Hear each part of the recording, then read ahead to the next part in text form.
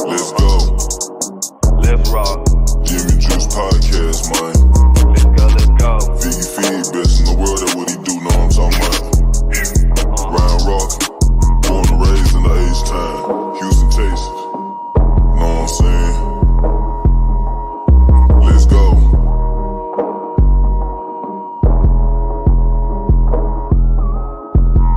Let's go, in the jacuzzi, smoking threats, I got my feet up. Cut them haters off, I told them beat it, I don't need you. Spent 50 racks in cash, but it's all good, I got my visa. This rolling got them staring at me like the Mona Lisa. My ghetto, Nike, I beat it like a creature. She always like my sneakers, these Jordan 5 pink aces. Let's go, I'm knocking them down back to back in the row. He really the one, but they already know. So none of my chains go put on the show. Giving up gins, sipping my juice. Counting the beans, addicted to ends. Need to back in on whatever I do.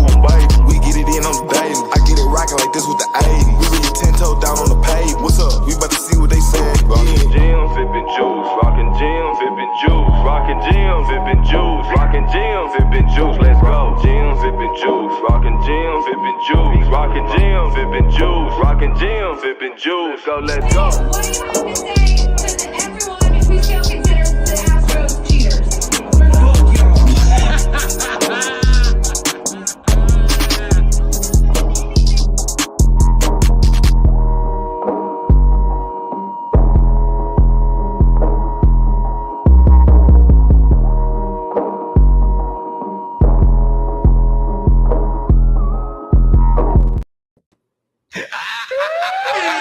Where the bitches at? It's supposed to be titties. Where the fucking titties and the bitches? I caught a plane out to Cleveland late last evening. You sliding around. You sliding around playing Eminem in your car, you and your old lady? You sliding around playing Eminem in your car, you and your old lady? Nah, just Dolo. Just Dolo playing Eminem, just metaphor. What's going on? But we used to really pour on the Eminem slander on this show. I that really takes me back to when we used to really just slander Eminem. and now I've softened up a lot. I think he's actually overhated now. I think people done took it a little too far with the M. What's that? I say everybody hating him too much. Yeah, they took it a little too far, man. They took it a little. I think the thing that bothers me now is when people act like he was never hot. And that no black people ever fuck with him. No people in the South or East or West or any coast you're from ever bumped Eminem. And that's what gets me. Okay, you can say his new shit is corny and lame. That's fine. Don't act like you wasn't bumping Eminem in 2001. Don't sit here and lie. If you're old enough that you were around when them albums were out, his first two in particular, really up to Eminem's show. If you would, you lying if you're saying you wasn't bumping no Eminem at all. Yeah, he was all over the place, man. And then honestly, like I know you had white rappers before him, but we never seen a white rapper like this. This lyrical like this. And I think him being next to 50 Cent and Dr. Dre, I think that helped a lot, man. So I never understood the whole, I wouldn't listen to him. Where the hell are these album sales coming from then? Like I know white people support, and look, a lot of white people support Eminem, but no, that wasn't all that was supporting Eminem. So I don't know. It's just I hate that type of stuff, man, because people doing the same thing with Jay-Z.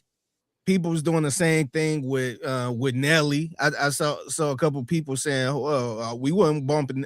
Like, man, that dude had a hit everywhere, man. Mm-hmm. Like, look, I wasn't the biggest Nelly fan at all, but I'd be lying to you if I wasn't walking around hearing Nelly and all that shit, man.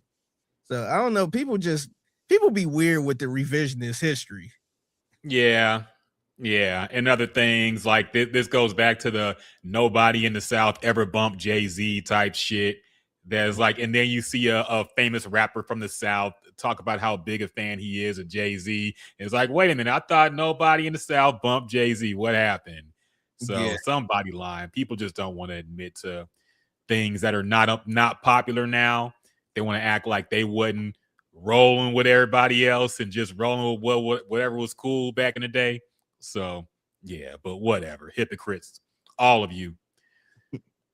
Anyway, back to another exciting edition of the podcast. Jim's and Juice, Figgy Fig, Ryan Rocket back at it. A lot to talk about, a lot to break down this week.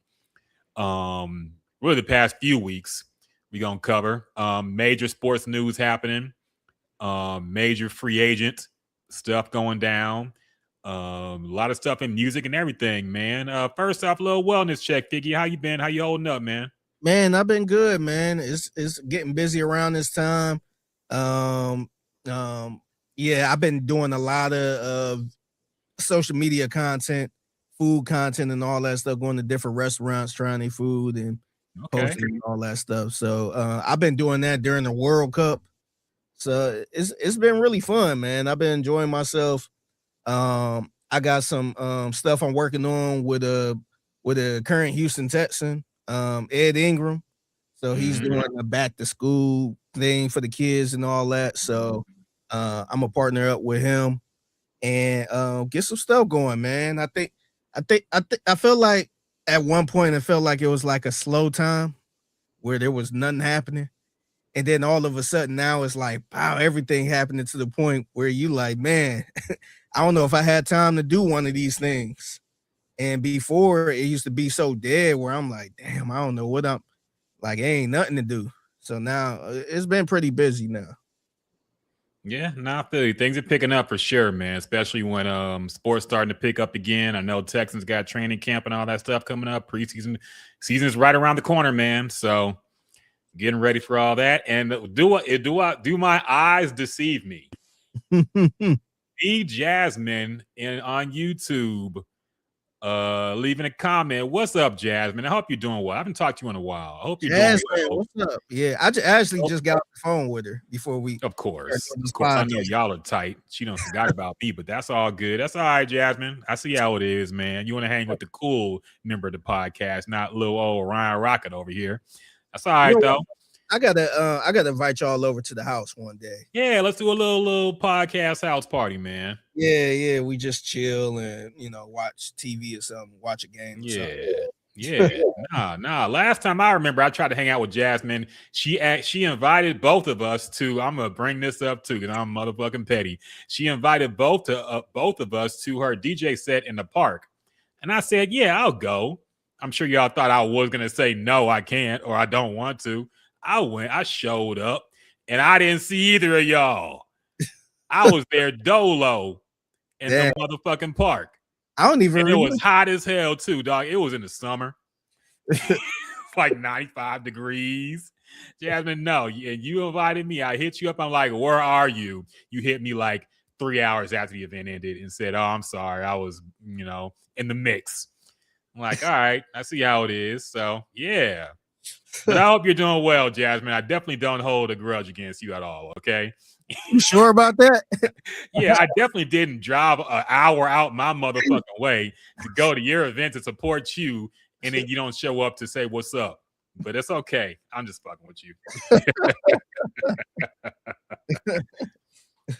And think you did me dirty, too, because you said I done forgot.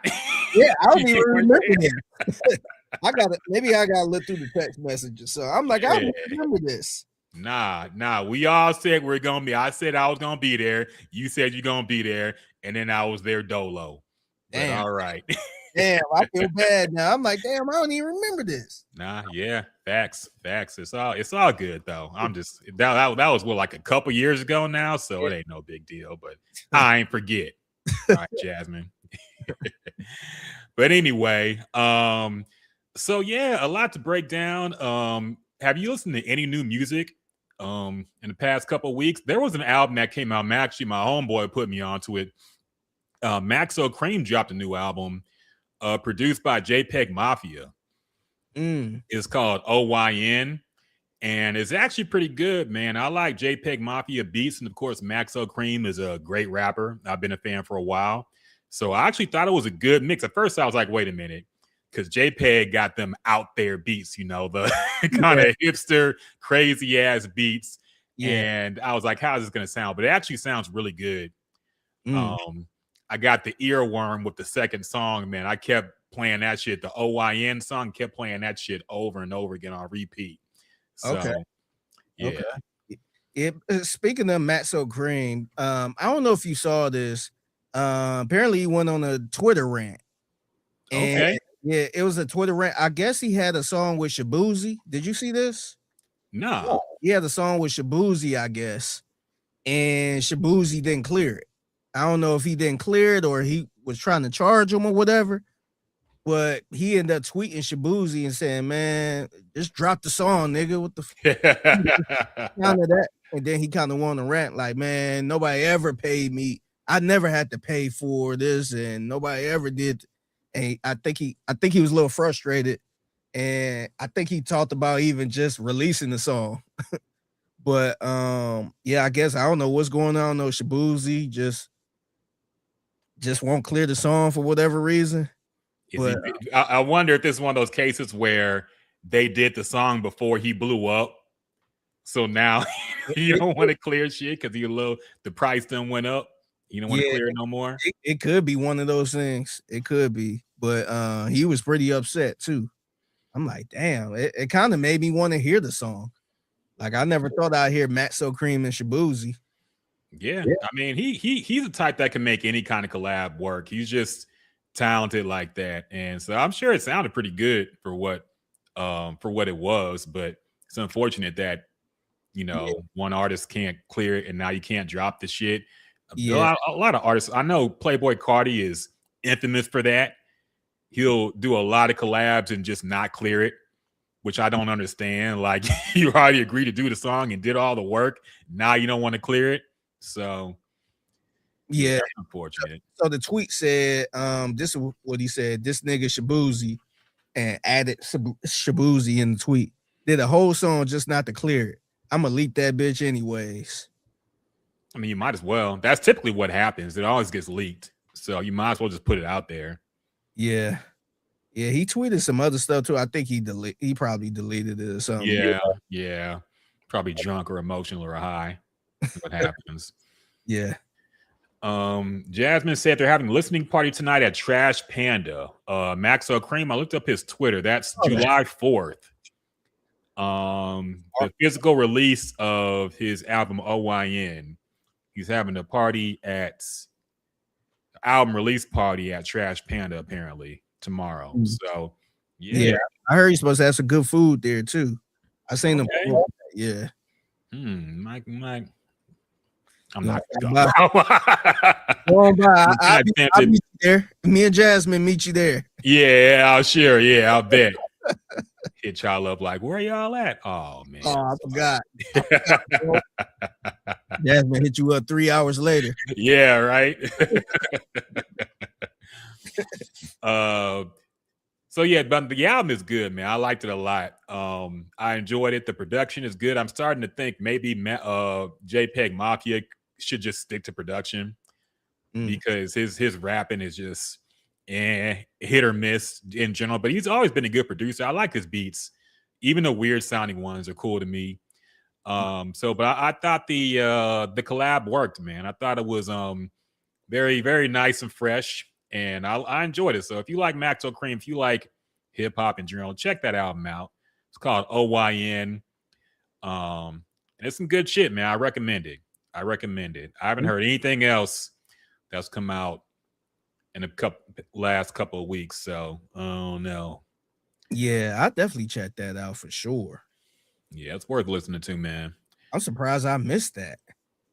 I didn't know either. That actually brings up a point that so Lizzo's been on a rant lately in the past few months talking about how the algorithm is fucking up her new album release and how none of her fans know that she dropped an album. And her album flopped, by the way. It didn't even chart.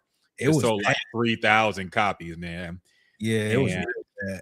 Yeah, so part of me feels like she's just a little salty that she fell off. But I do think she has a point about how even artists I like, I have no idea they're dropping new music when they drop it. And I'll be following them on social media. I'll be like tapped into their music on streaming.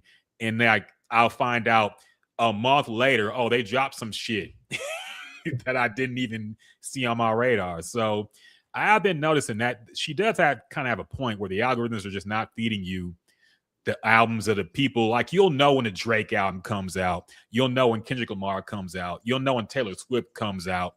But for the smaller artists or artists who are not at that level, it's hard to know when they're dropping an album because for some reason it just does not reach you. Yeah, especially if you're not like, and I ain't sitting here saying you gotta be a diehard fan or anything, but I feel like if you're not a diehard fan, it really won't come across your timeline like that. Like Yeah. I feel like if I was following Matt So Cream like a lot, where I'm always liking this stuff and it's gonna pop up, I feel like I would know that. But if I'm just a regular, just a music fan, that's not gonna come across, man. And I know it's not like back in the day where they used to do the promo run and go on 106 in Park and all this other stuff and every radio station, but I feel like it don't come across your social media at all. No, it's true. And it kind of reminds me of, like, for example, ASAP Ant, who you got me into, because you mentioned that you liked his music, and I actually like his music too. I think his beats, the beats that he raps on are really good. He has good production. So I became a fan. I check out for him when he drops, but he'll drop shit and I won't know about it until like 3 months later when I search up his name randomly. I'm like, okay, I know I got a bunch of his music in my playlist.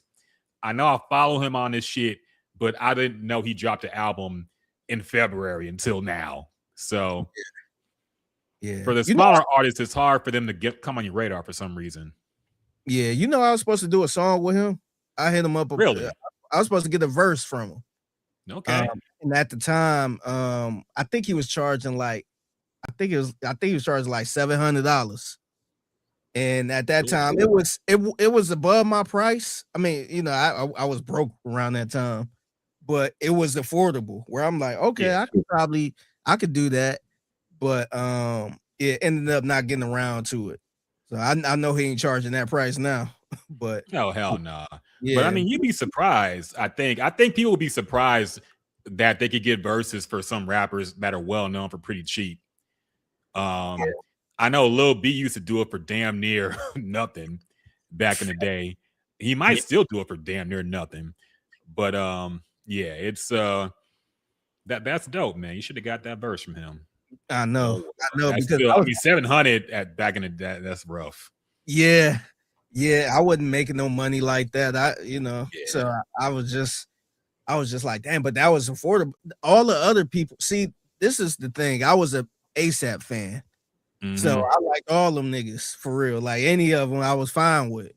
And the people I was doing music with, they were into the Atlanta rap. So they were into Pee Wee Longway. They were into I forgot, it was Migos. People like the early on. Migos was eventually out of here where it was way above the price, but it was a whole bunch of Atlanta rappers I wasn't even familiar with like that.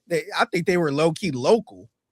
But the crew I was with, they were so into Atlanta rap, and I'm just like, man, I ain't paying no $1,500 for this dude. I don't even know who this dude is. So, so still to this day, man, I don't even think they doing nothing. But I'm like, man, I'll try to get ASAP Ant. I'm fine with getting him on the song. That'd be cool. At least he's part of the ASAP brand. But I never got to it. Maybe one day I can dust a song off and see if he still charges $700. Yeah, why not, man? But no, I like his music, man. I like the producers he worked with. I forget the dude's name, but he has cool, chill music. I like his beats, so yeah, I'm into that shit. I guess we'll start off with the big news this week. Sports wise. Gigantic trades happening, free agency. We'll start with Jaylen Brown going to the 76ers, leaving the Celtics. Very controversial. I think he's even a little salty about it, seems like, in his little exit message he left. A lot of reports coming out about how he's like some smart ass dude who thinks he knows everything or some shit. I'm like, that's kind of strange. And also Paul George is going to the Celtics. Also interesting. Playoff PEE, as Skip Bayless calls him, is going to the Celtics. Gonna be interesting to see how that shakes out. Also, Kawhi Leonard is going back to Toronto, going back to the Raptors, the team he won a championship with. Drake is very happy about that, of course.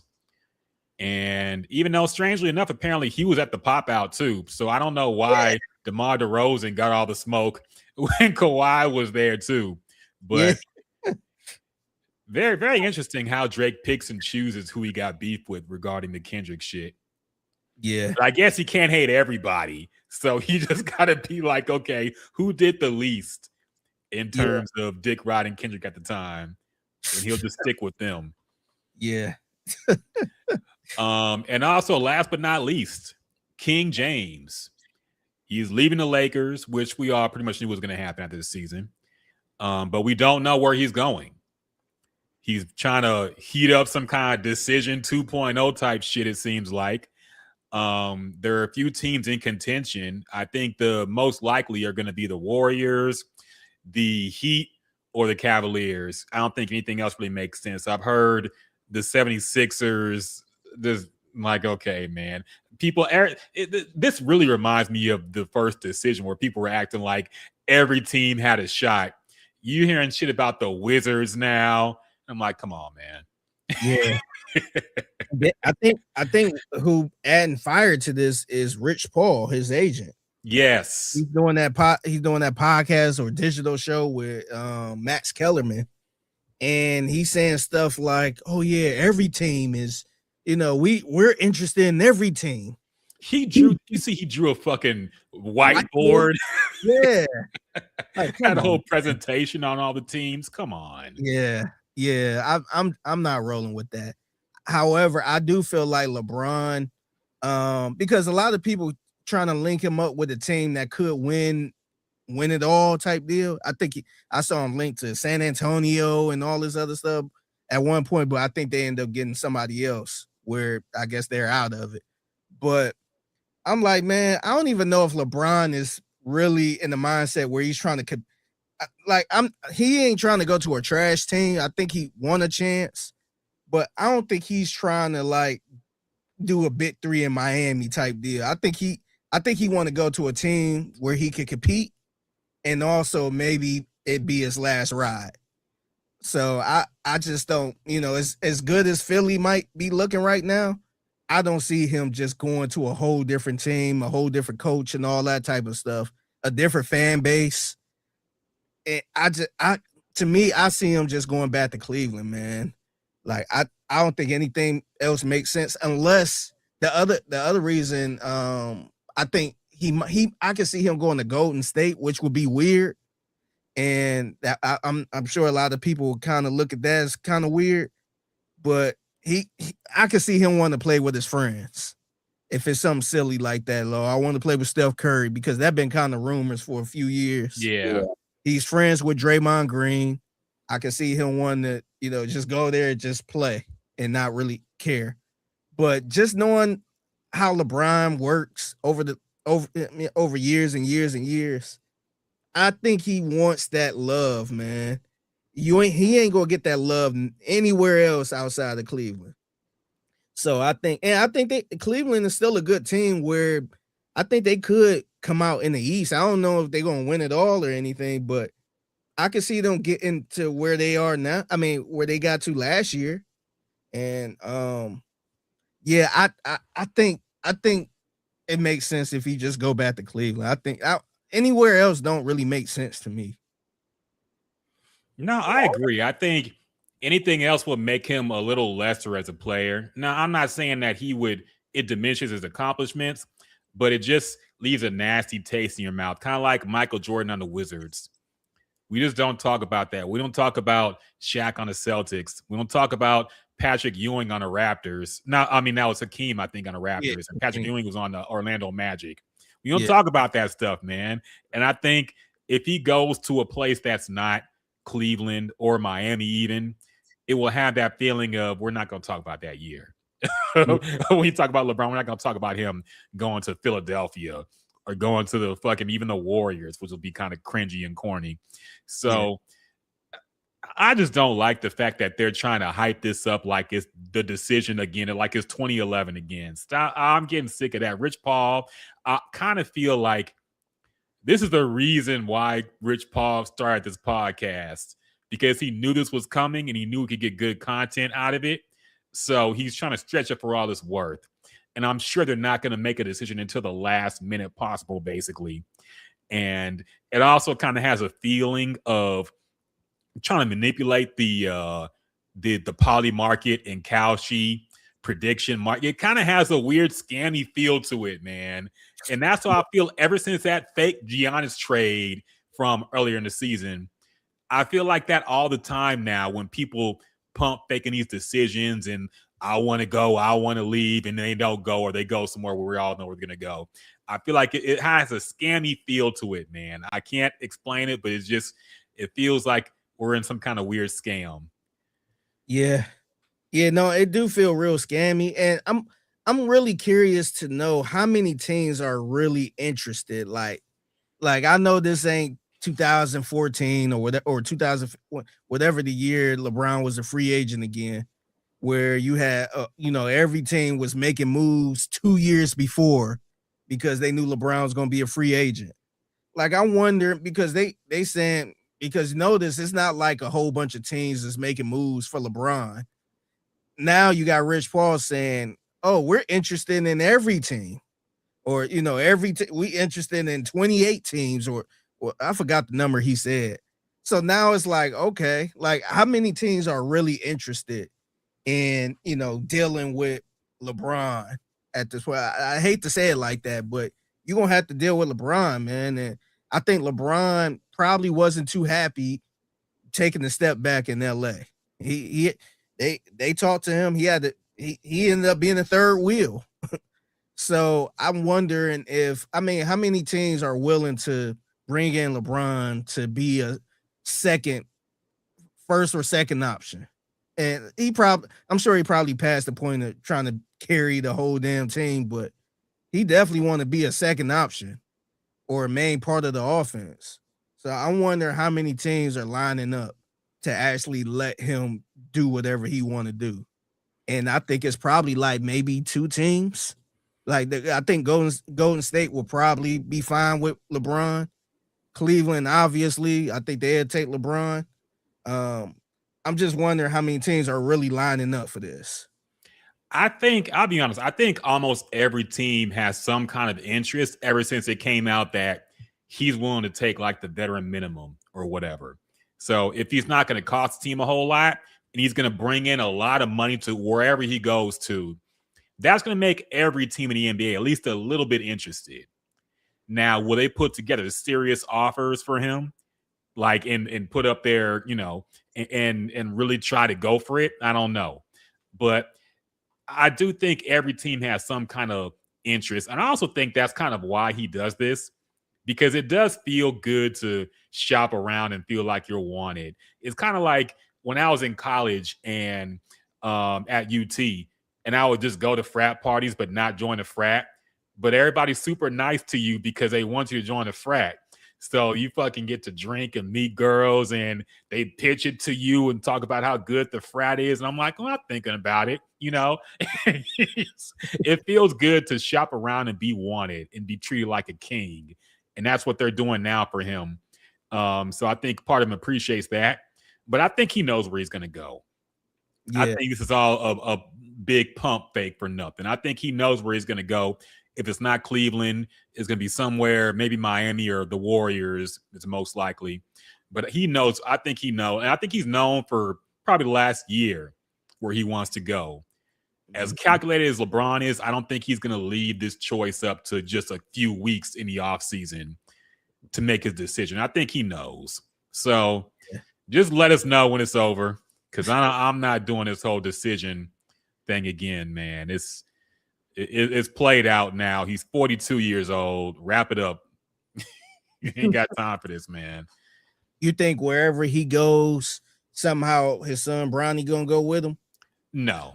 You think he gonna stay with the Lakers? Yeah. I think that's over.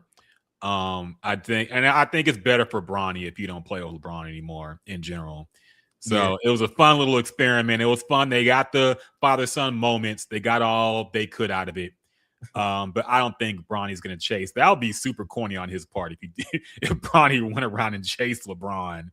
So yeah, I don't think that's going to happen. Do you? Nah, I don't think so. I think I'm curious how long he gonna last in the league. Yeah, me too. I wonder if he just gonna be like not even just if they gonna keep him around, but is he gonna get tired of this? Like, man, like I'm LeBron James Jr. Like, and I'm sitting here stuck in the G League. I might as well retire and do my streaming or whatever.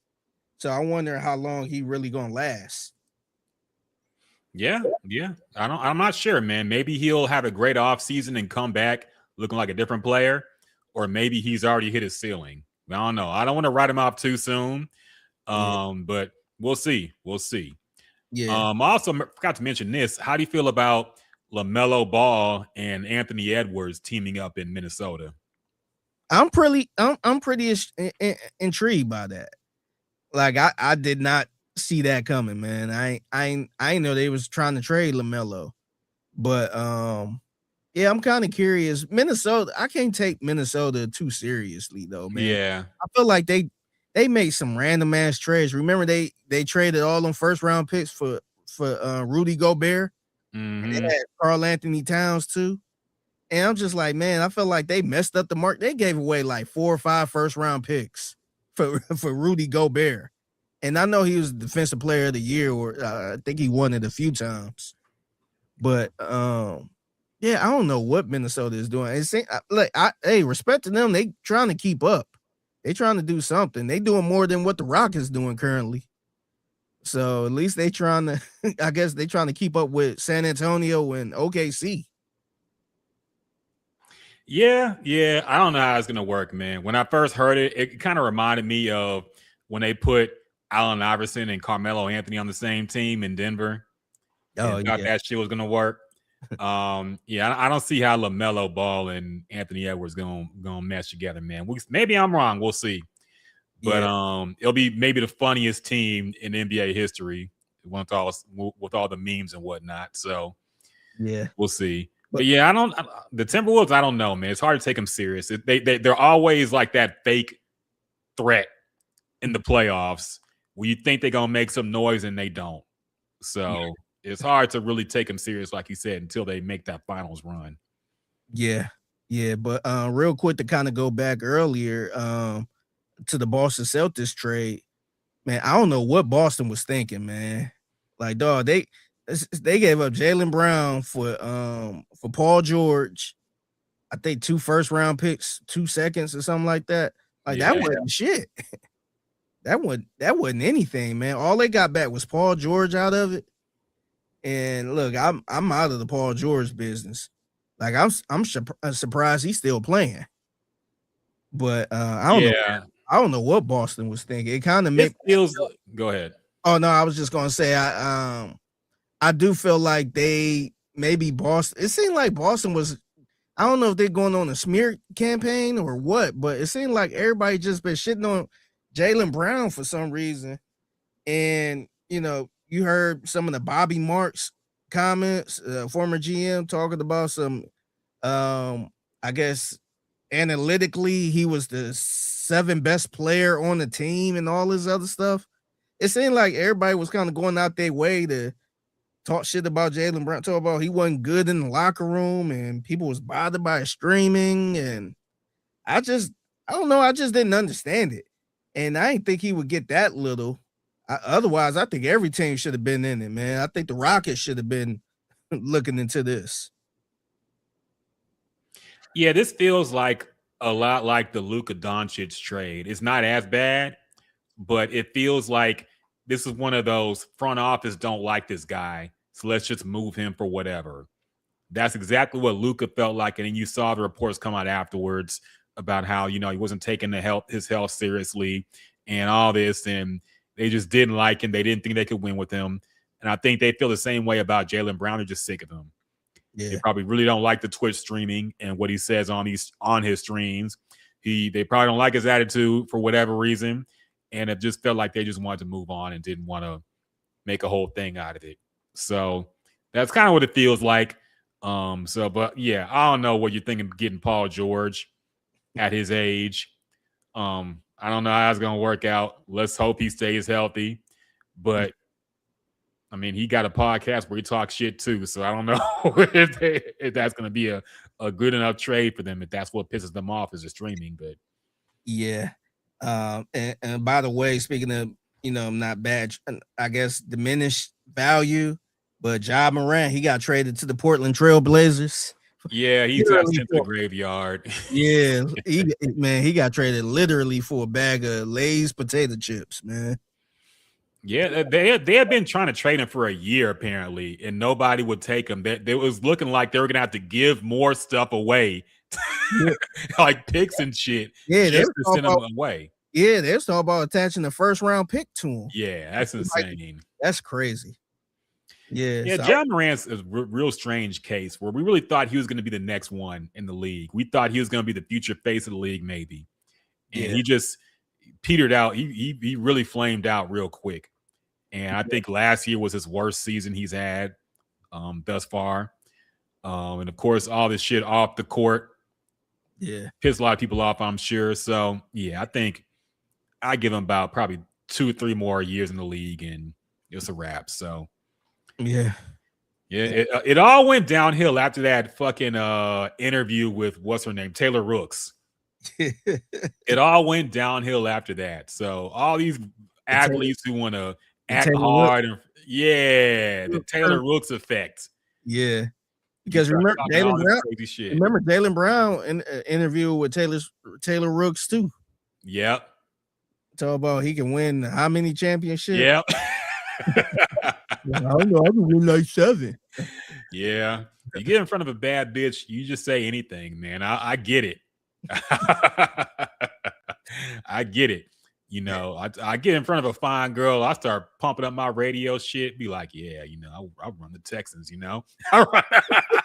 I'll run the whole radio operation, man. It's just me. So I get it. But it all goes downhill once people start to talk that crazy shit in front of Taylor Rooks. So watch yourself. Did you watch any of the draft? I didn't. I know the Rockets didn't have a first round pick, so I didn't care. They got somebody in the second round, which I believe is kind of controversial, it seems like. They got a pretty bad draft grade because of it. Any thoughts on the draft? Not really, to be honest. I don't know what this guy going to be. I think the Rockets draft Thornton. Yeah, Ohio Thornton, I think. Yeah. I don't know what he's going to be. I guess he might be one of those players that's, I guess, see what he can do. If not, he'd probably be on the end of the bench or in G League or something like that. Me personally, I don't know how much playing time he's gonna get. I don't really be focused on the second round pick like that. And I know a lot of people try to say, "Oh, he could be really important to this team," but man, it's very rare for you to see somebody in the second round just come in and make an impact. It's only a few people, man. Like I know you got Jokic, who was drafted in the second round, and all that, Draymond Green and all that, but I don't know, with this team, I just don't see it, man. I don't see it. They need a little more than the second round pick. Yeah. I don't know why they're so gun shy to make any big moves. But I don't know. I'm tapped out with the Rockets right now. I guess we're gonna run it back with Durant and just hope for the best. I don't know, man. Hard to get excited about the NBA if you're a Rockets fan right now, but who knows? Maybe a miracle will happen. Mm-hmm. Other things happening. Should we jump into let's do the BET Awards first. Now, me and you didn't watch this. The BET Awards happened last week, hosted by Drewski. And we'll start off there. Hosted by Drewski. I don't think Drewski is funny outside of his skits. I'll be honest, man. I think he's one of these internet dudes who they try to make him like a comedian, like how Chris Rock and Dave Chappelle or like Billy Crystal or all these other comedians come in and they can host a show because they're used to standing in front of an audience and writing jokes and saying jokes and having to be pretty funny. These internet dudes are not like that, man. These internet dudes, it feels like you're watching cosplay or something. Somebody, a Make-A-Wish kid, got to fucking host the BET Awards or something. Because every time I see Drewski hosting something, it's just not funny to me. I think his skits are hilarious too. Yeah, he kind of come across a little awkward, and I think honestly, I think we in a place where we starting to see some of the internet comedians and stuff like that. No disrespect, but we try to use them as, oh, they can host this. They funny. We could just put them there and they could just host this. But it's not the same, man. Like, I think we take these real comedians for granted. Like, these real comedians get up on the stage, they can host, they can connect with the people, they can be, genuine and all that stuff, not awkward. And a lot of these guys, and maybe I could be wrong about Drewski, but a lot of these guys don't really be people. Like, they don't be people like a people person. They just be on their phones doing the skits and all that stuff. But when it comes to actually getting on stage, hosting, presenting, and all that type of stuff, they come across a little awkward, man. And you kind of see it, not to pick on this girl, but Just Hilarious. Yeah. How she was kind of an internet sensation a little bit. And it was a little bit rough for her on the Breakfast Club. Now, I think she's getting a little more comfortable now.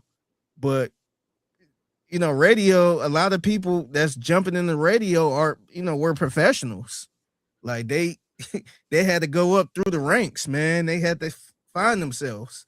You usually don't get, an internet personality just jumping into a morning show like that.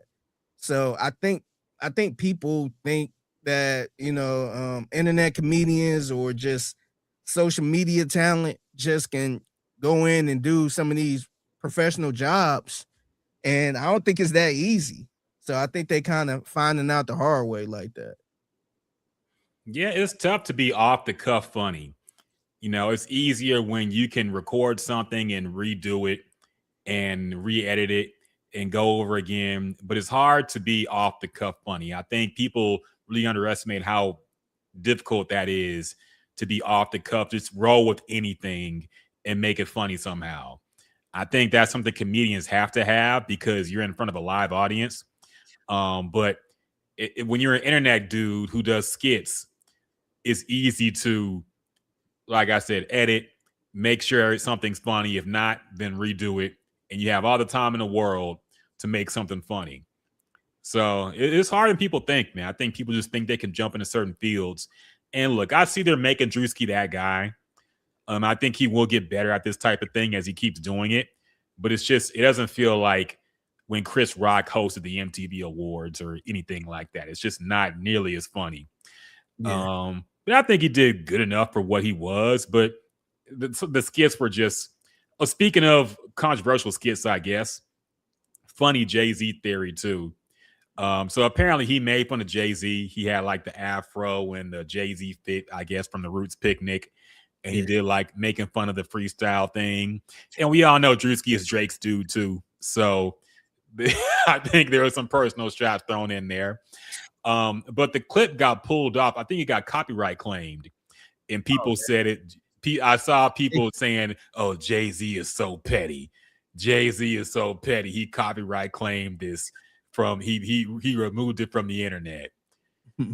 I'm like, do y'all think Jay-Z can copyright claim shit that's not his?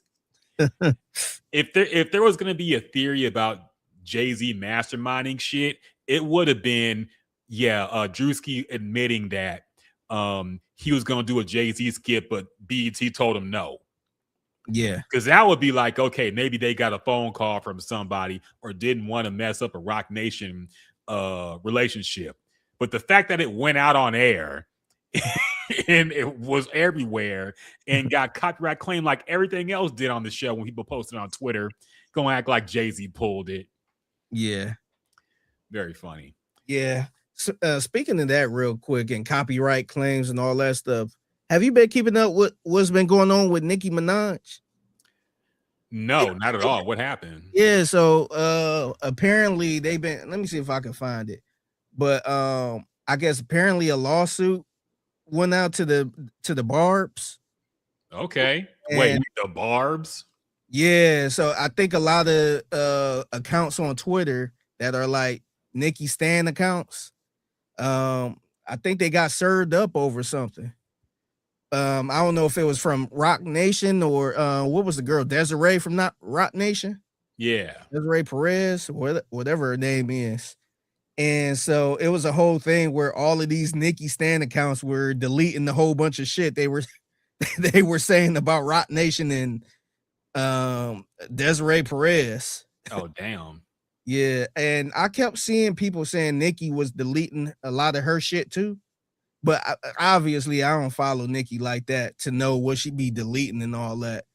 But it seemed like stuff was kind of heating up with that.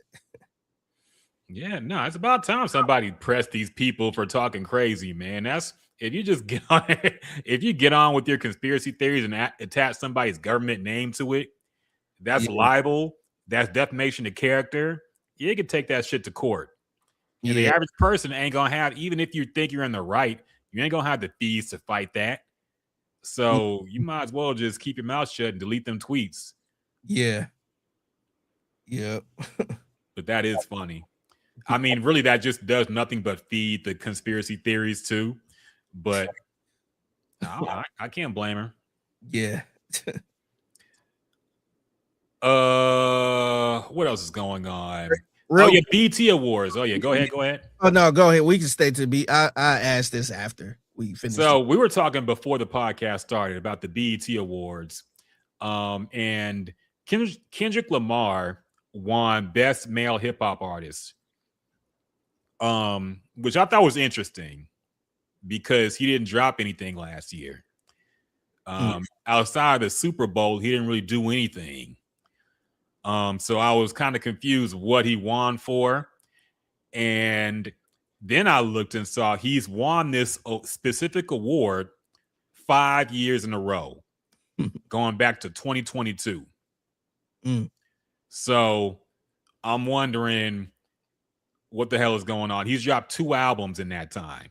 Really not really one. Because I think Mr. Morale came out in May. So if the BET Awards was the same time period that year in 2022, how would that album even be eligible to win anything? But okay, let's say for argument's sake that it was 2 albums and you win Best Male Hip Hop Artist 5 years in a row. Seems kind of seems kind of. I just don't like 5 years in a row. It'd be one thing if he was constantly just dropping music. He wasn't even that active like that. Like, yes, he had the Mr. Morale and the Big Steppers. Okay, cool. That's 1 year.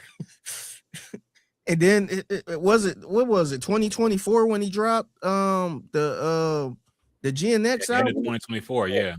Yeah, so that's 2 right there. And then I guess you could give him 3 for the Not Like Us. The whole beefing and Not Like Us. That's 3. Like that's 3 of his biggest moments in the last 5 years. So I don't get like what was the other awards for? Again, this is something I think because Kendrick has shown love to the BET Awards. He's shown up. He's performed a number of times. When a lot of people his stature don't even show up, much less perform there. So they show him love, but it's I think it's gone a little overboard now, especially this last one. When I could argue this, there had to be somebody else that could have got this award. J. Cole, maybe, or anybody else who dropped last year. Who was nominated? I gotta look that up too. BET nominations. Best Artist of the Year. That was Best Male Hip Hop Artist that he won. Let's look it up. Okay. Best male R&B. Okay, whatever. Best group clips. Kendrick won for best collaboration with Clips. Okay. And it's funny how, okay, I see it now. Never mind. Best male hip hop artist. Okay, let's look at this lineup.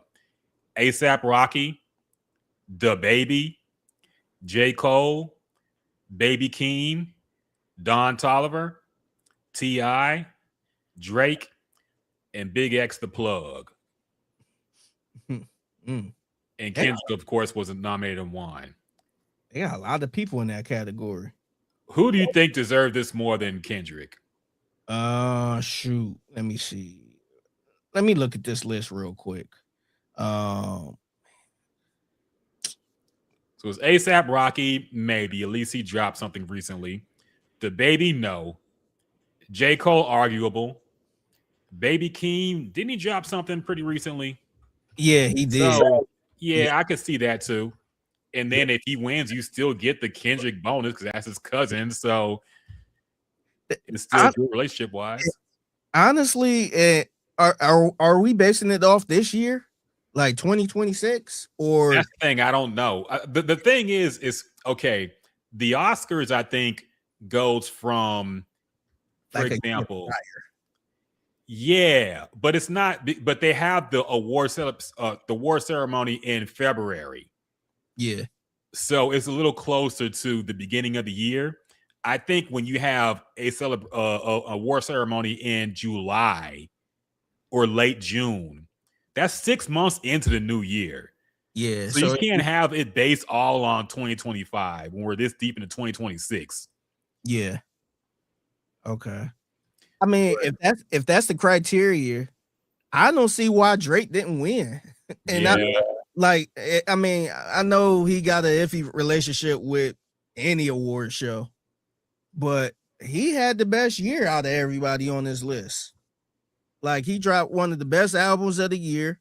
He dropped 3 of them. I didn't even care for the other 2, but say what you want about him. Like, he dropped 3 albums, 3 projects, and the one that been the Iceman album that been, we've been waiting on for a long time. It lived up to it. So I just don't see how, like, I mean, I understand they got a beef and all that stuff, like, as far as Drake and the award shows. But even if you take him out, take Drake out of it, I still don't see how Kendrick Lamar will win this. Like, say what you want, but shoot, I feel like T.I. had a pretty good year. Like, I feel like we've been hearing that T.I. song for a long time. Like, I forgot the name of that song, but it seemed like he been doing something. If you want to go J. Cole or hell, even A$AP Rocky, man. I don't know, man. I think I would pick these guys before I pick Kendrick Lamar right now. Yeah, and this is what I worried about when the Kendrick shit hit fever pitch. It's like you stand the risk of making somebody corny by giving them all the awards. This is what happened to Megan Thee Stallion, by the way. Before she could really take off, she won every single award. She won things over people who were more deserving than her at the time. And it kind of soured people's taste on her. And I think when you do this for Kendrick, you run the risk of making Drake the underdog. Yeah. And so people want to root for the underdog pretty much in all cases. And when you have somebody be so obviously, and Kendrick don't need all this. He don't even, he don't care, I don't think, about the BET Awards anymore. But when you have somebody so obviously be an industry darling, it turns people away from them. Because it's like, oh, that's just their favorite boy. That's just their favorite artist. So they're going to give them all the awards. Now, I feel like that's what's been happening with Kendrick. I think the Not Like Us stuff got too many Grammys. He won like 7. I was like before GNX came out. So I think they went a little too overboard with the Kendrick stuff. And it's made him a little corny. Yeah. In terms of the love he's getting from the industry. So they got to dial it back a little bit, man. It's becoming a little too blatant and obvious. Yeah. Nah, I agree, man. And Looking at the other winners. yeah, album of the year. Did you see album of the year? Clips, yeah, I can agree with that. Yeah, I'm totally fine with that. Yeah. And it's just funny too because talking about Kendrick winning best hip hop artist of the year, J. Cole was nominated for album of the year for the Fall Off. Yep. So I'm just like, man, like what did Kendrick do for me lately? That's how I was kind of looking at it. So I don't know. I think it's kind of insane they didn't give that Drake didn't win that. Like I get it. I get it. I know it's politics behind it, but at this point, you shouldn't even nominated him, man. Because it's silly. Yeah, it's getting a little silly now. And I think the more people do this, or the more award ceremonies do this, it's gonna bring people over to Drake's side more. Where it's like, okay, it feels like they're trying to blackball him in some kind of way, but the audience clearly still fucks with him. I mean, his album was at number 1 for what, 3-4 weeks in a row. Yeah. So it's getting to a point where it's like, okay, how long can you deny this? Yeah. How long can you act like it's still 2024 for Kendrick? we've gone past Not Like Us, we've gone past GNX, and I think enough time has passed that we can all kind of agree that GNX was not all that. Yeah. I don't go back to it a whole lot. I liked it, but I don't go back to it a whole lot. I think it's probably on the lower end of his albums. Yeah, to me, it's a little bit too West Coasty. He got a little too much. He got some of his R&B on there a little bit. I don't really go back to it like that. Yeah, there's a few songs I like. I mean, I'm glad he dropped it, but yeah, I think the time has cooled it, and I'm not really that big. I don't go back to it at all, to be honest.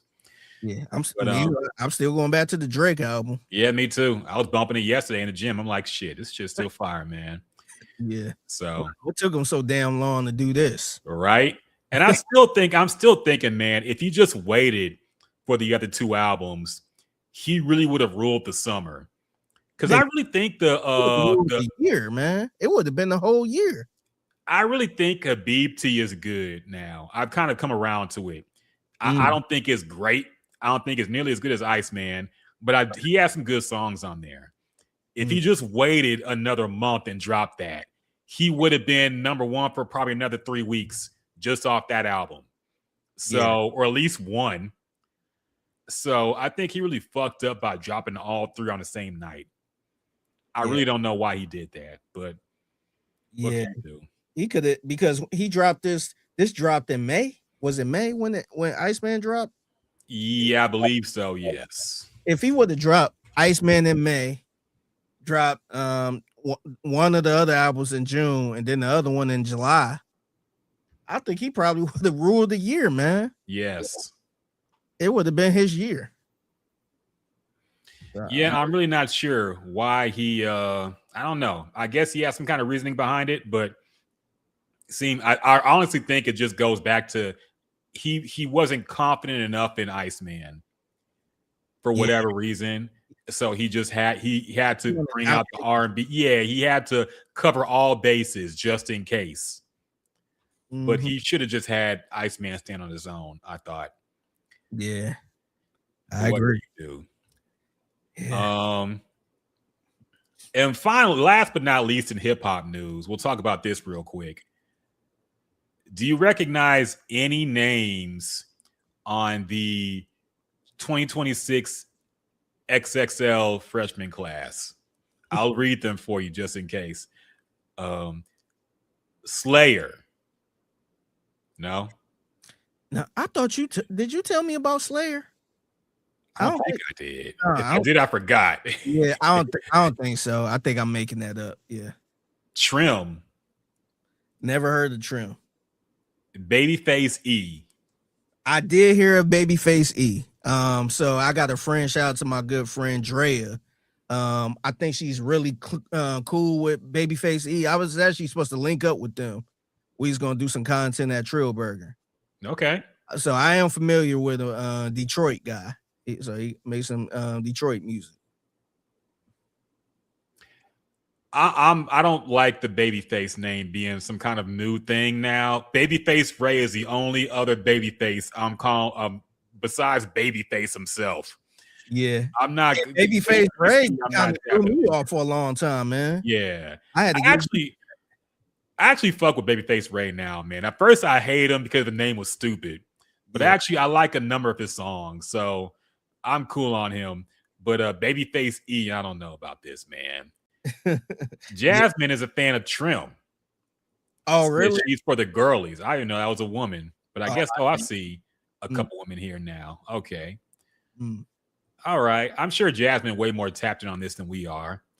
I am familiar with Babyface E though. And they both from I think they from Flint, I want to say. Babyface Ray and Babyface E. I don't know if they connect. I don't know if they with the same group or not, or same clique, but they both from Michigan for sure.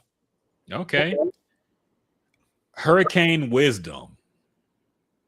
I do not know. I don't know who that is. Same here. So Camo. Or So Camo. I don't even know how you pronounce that. So Camo. Yeah, I don't know who that is. Chris Patrick, just regular government name. We follow each other on Twitter. Okay. Yeah, so I know of him. I listened to his music a couple times. I think he was actually, I want to say I got connected with him through Dende, our friend of the show, Dende. So I think they were connected at some way. So I was actually happy to see Chris Patrick on here. I think we still follow each other on social media and all that. So salute to Chris Patrick. Maybe I could try to get him on the show. Okay. I salute him for not having a goofy ass name like these other dudes. Like just use if it's between Babyface P or Chris Patrick, I'll take Chris Patrick, man. All right. Mean you don't like Belly Gang Cushington? The next name on here, Belly Gang Cushington, I have not heard of. Yeah, I haven't heard of him either. Lareezy. Nope. No. Trap Dicky. No, I'm guessing that's the white guy in this picture. I guess, yeah. He looks kind of albino, but I guess he's white. Yeah, fuck around and be a woman. Yeah, you never know, man. YK Niece. I heard ladies here. Yeah, I heard of her. I think she did she do a song with Cardi B? I think she did a song. I only remember. I can't tell you a song or nothing, but I just remember the name Niece. I'm like, okay, she going by YK Niece. I'm like, okay. I think she had a song with Cardi B. I actually just saw it looking at the BET Awards.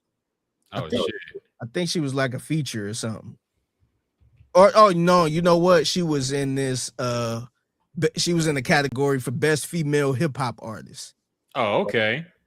I just saw it. Which is the category. Oh, okay. I see her. Yeah, I can't tell you a song though. That's all I know about her. And Cardi B won that, by the way. Yeah. Okay. Oh yeah, back to the list. Skrilla, which of course I think we've all heard of now. That's the only one I've heard of on this list. Is it that Skrilla? Yeah, the 6'7" guy. Really? Okay. Yeah, him. Okay. I've come around to his music, but it's very strange. Like I probably wouldn't recommend it to anybody who's as old as me, but I like it's very, very offbeat. Like if you listen to his songs, it's very slow, melodic, kind of dark sounding dungeon music, and then he just raps all the way offbeat on every song, man. But I like some of his songs. But yeah, I think he's been around for a while. And I'm surprised he's just got on now, but I think that 6'7" thing just took off. And sidebar, how many people even know he's a 6'7" guy? I feel like he got almost no clout off the 6'7" shit. It was like some white kid who got all the press off it. They called some random white dude is the 6'7" kid. I'm like, wait, what happened to Skrilla? Yeah, I didn't even know he came up with that. I just kept seeing white kids, little kids do that. It started, from what I'm aware, it started from TikTok edits of LaMelo Ball, because apparently LaMelo Ball is 6'7", like 6'7", and there's a song called "Do Do Do" by Skrilla where he says 6'7", and they mixed that with LaMelo Ball highlights, and that I guess it became a trend and a thing, and then eventually they just started saying 6'7" all the time, and athletes started saying it, and some dude on the bench started doing a 6'7" thing, and then it became a whole thing, and then of course, white kids got on the trend, and it took off into space. So did he ever explain what it mean? Or I don't know exactly what it. I could look up the lyrics of the song. Yeah, because it's funny, because I was asking that months ago, like, what does it mean? Like, I don't know, just sit so. That's just something. People say it doesn't mean anything. It does mean something, but I think people. Let me see. 6'7" refers, according to Genius, so take it with a grain of salt. 6'7" refers to the police code 1067, which signifies that a death has occurred. It also alludes to 67th Street in Philadelphia, where he's from. Represents, where he's from. And 6'7" may also be shorthand for a death via reference to burial plots. I think that's going a little too far to reach. But basically, it's where he's from. It seems like, okay, 67th Street or 67th Street. Yeah. So that's basically what it is. Man, well, when I tell you they whitewashed this shit. Yes. Because just imagine all these parents and all that stuff, tell them what it really means. It means death has occurred. And it's crazy. It reminds me of when Riding Dirty got really popular nationwide, and they took that off too. I don't think anybody really knew what it meant, because Riding Dirty was something. I mean, the UGK album, people knew what Riding Dirty meant here, but when it took off, I don't know if kids in Montana knew it meant riding with drugs in your car. Yeah. Yeah, people thought it was just like swinging in the lane or something, or driving real messy. Like, nah, it's not really what it means, man.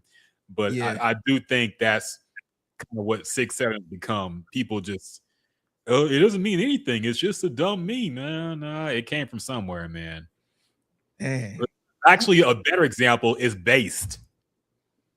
Oh, yeah. They done took Based from Lil B and made into some whole different internet thing than what it was originally. So, yeah, I think they really took it from Lil B, the whole Based thing. Yeah, it's funny too, because even Based, the way Lil B was using it, that was a different way, because I thought Based, and I think this might have come from older folks too, was like you based off of on that bass, like or some shit. Yeah.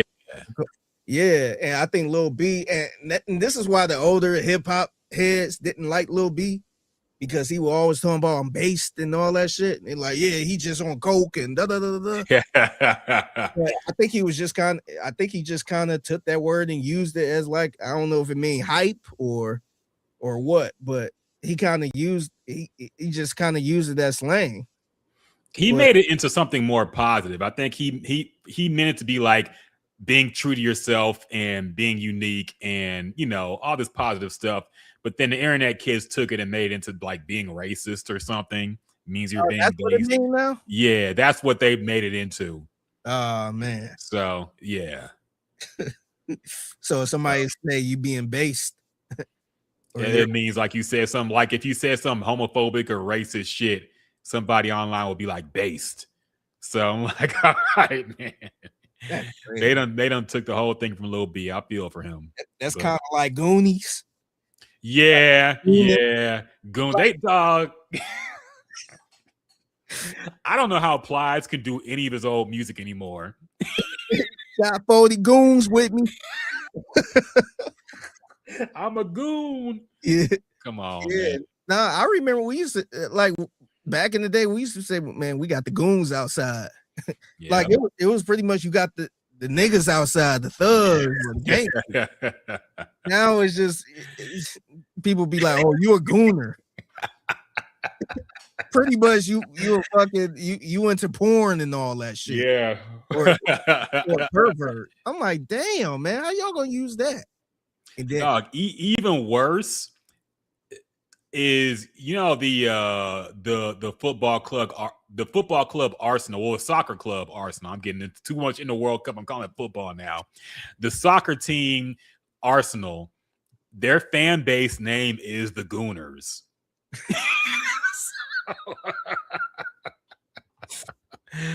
So the fans done had their name taken away from them, man. Damn, man. That's crazy how we just out here taking just regular names. Remember Glizzies? Used to be a gun, man. Yes. Now it's like a hot dog or a penis. Yeah, remember the rapper Shy Glizzy? Yes. Now a Glizzy is a fucking hot dog, man. Or something else. So it's motherfuckers just take the slang and make it into whatever they want to make it, man. It's a damn shame. Damn, man. So, but yeah. That was the XXL freshman. Hip hop is just, I don't know, man. I just really feel like we peaked as a genre. Now I'm not saying there's no good new artists in here. I'm sure there's a few of these dudes who are good or decent, but just I'm completely tapped out on this new. When you look at the lineup from like 2017, and you can see the future stars that were there, and you look like, let's say in the past 5, how many people have lasted in the past 5 XXL of freshmen? Let's actually look that up. Yeah.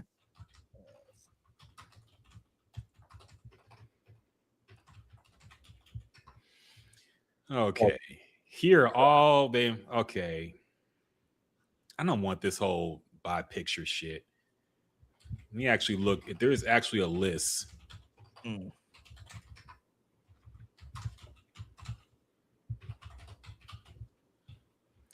Freshman list by year.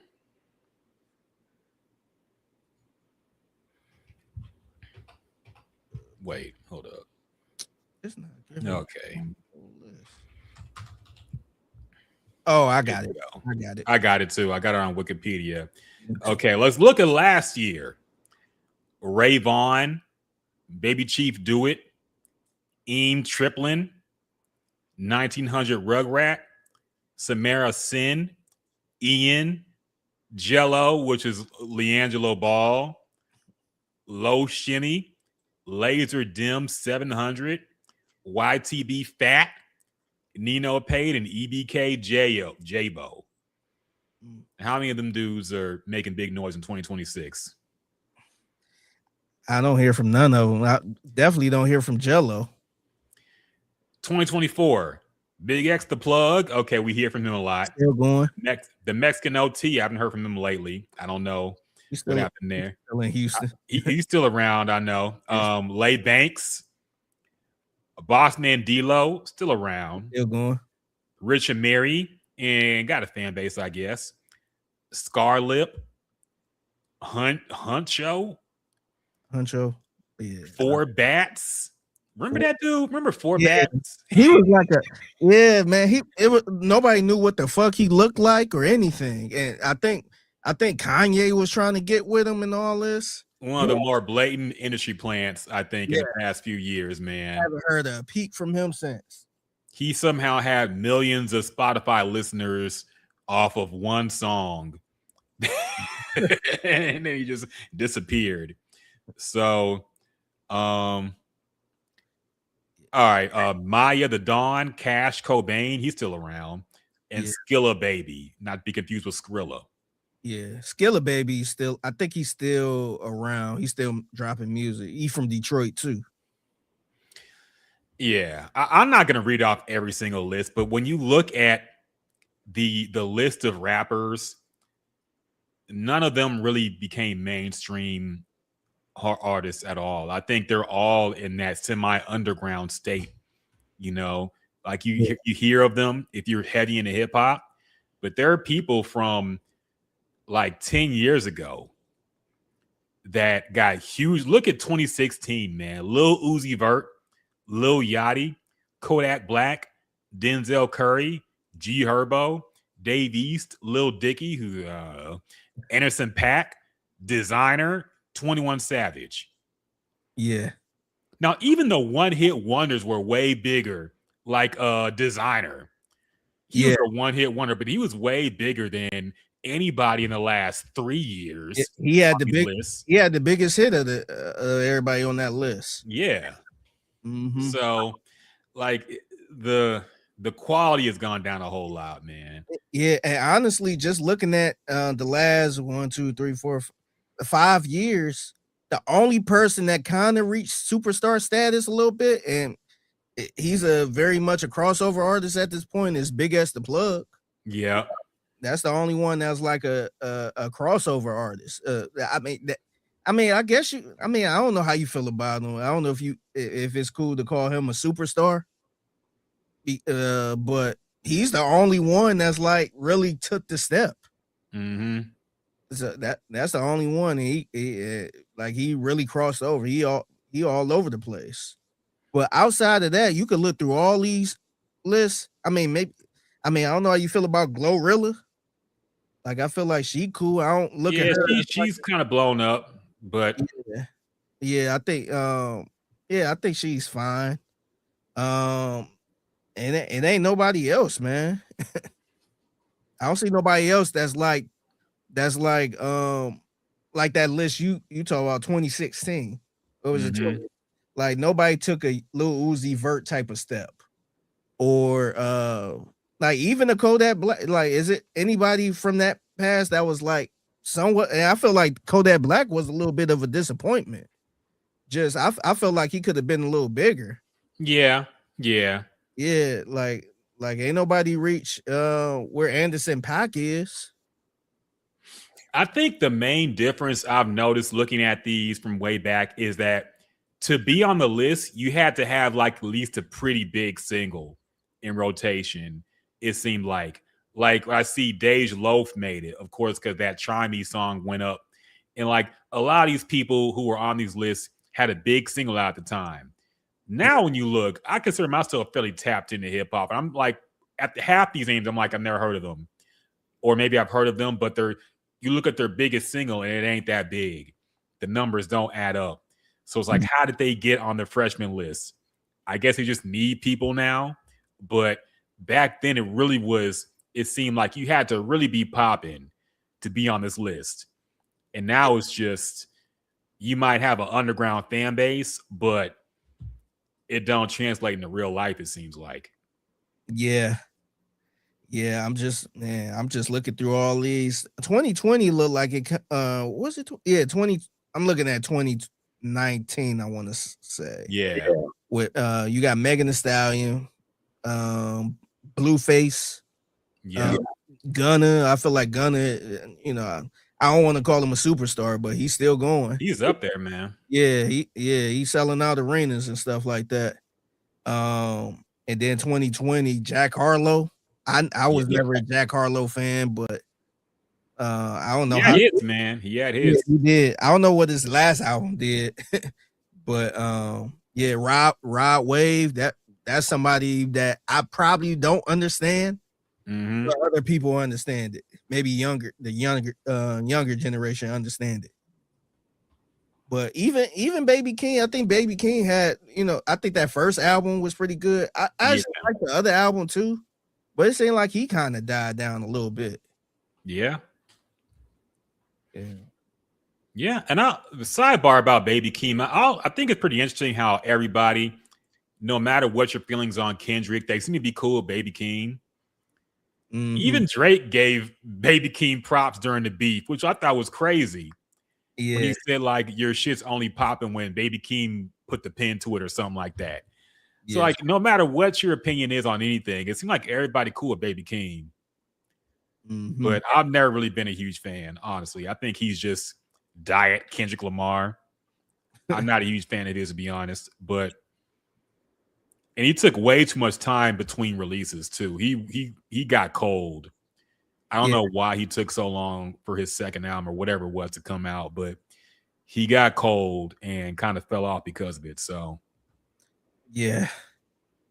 But so yeah, those are your 2026 XXL freshmen, the future of hip hop here, people.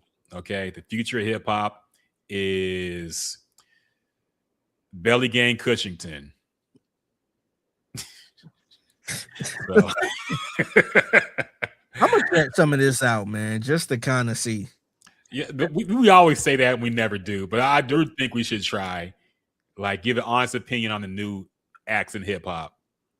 Yeah, but side note, man. On a personal note, what streaming service do you have for your music, man? Because I just canceled my title, man. They went up on the price of the brick again, man. Okay, it went up like $3, man. Yeah, that shit does get annoying. I'm on a family plan, so now it's about to be $20 a month. I'm like, nah, I can't do it. And I only had title because of Jay-Z. Yeah. And I'm like, man, I will get it back if he drop an album and it's exclusively on there. But I ain't about to keep like y'all keep going up. And I seen something, and salute to all the artists out there. They sent a long email talk about some going up $3, and this is for the artists. And I'm like, all right, man, like it's but so much I could take. It's but so much I could take, man. And I ain't even listening to that much music. I'm listening to the same fucking 10 songs. Okay, what you got, Spotify? No, I'm actually on YouTube Music, man. Oh, yeah, you did tell me that. Yeah, because YouTube Music, they actually just did a price increase too. It's $15.99 a month, but it's also attached to YouTube Premium. So not only can I watch all the YouTube without ads, and I can watch it minimized. YouTube Music, I think, honestly, is low-key the best music streaming service because it has everything from YouTube is on there. And what annoyed me about Spotify is that they took shit off and it'll just never be back on again.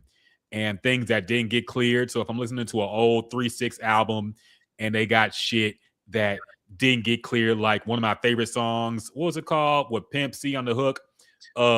Smoking on the Dro. With the Earth, Wind, and Fire sample that didn't get cleared for streaming.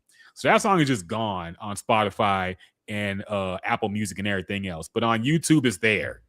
So I can add it. Anything that's a video on YouTube is playable on YouTube Music, basically. So I can actually listen to the full Dipset. Well, they got the Dipset mixtapes uploaded now. But everything that was not allowed on streaming is on YouTube Music. So that's why it's my favorite music streaming service. I've been using it. I canceled Spotify a few years ago and I haven't gone back. So I think that's the best one, man. Plus, like I said, you get YouTube Premium too. And you can import your playlist into YouTube Music too. Oh, really? Okay. Yeah, I've actually done that. So yeah, I recommend it, man. I'm not just chilling. They ain't paying me nothing. But I recommend it. It's my favorite streaming service to use. Like I said, just because if they have everything on it, and things that aren't on other streaming services are on YouTube Music. So I recommend it.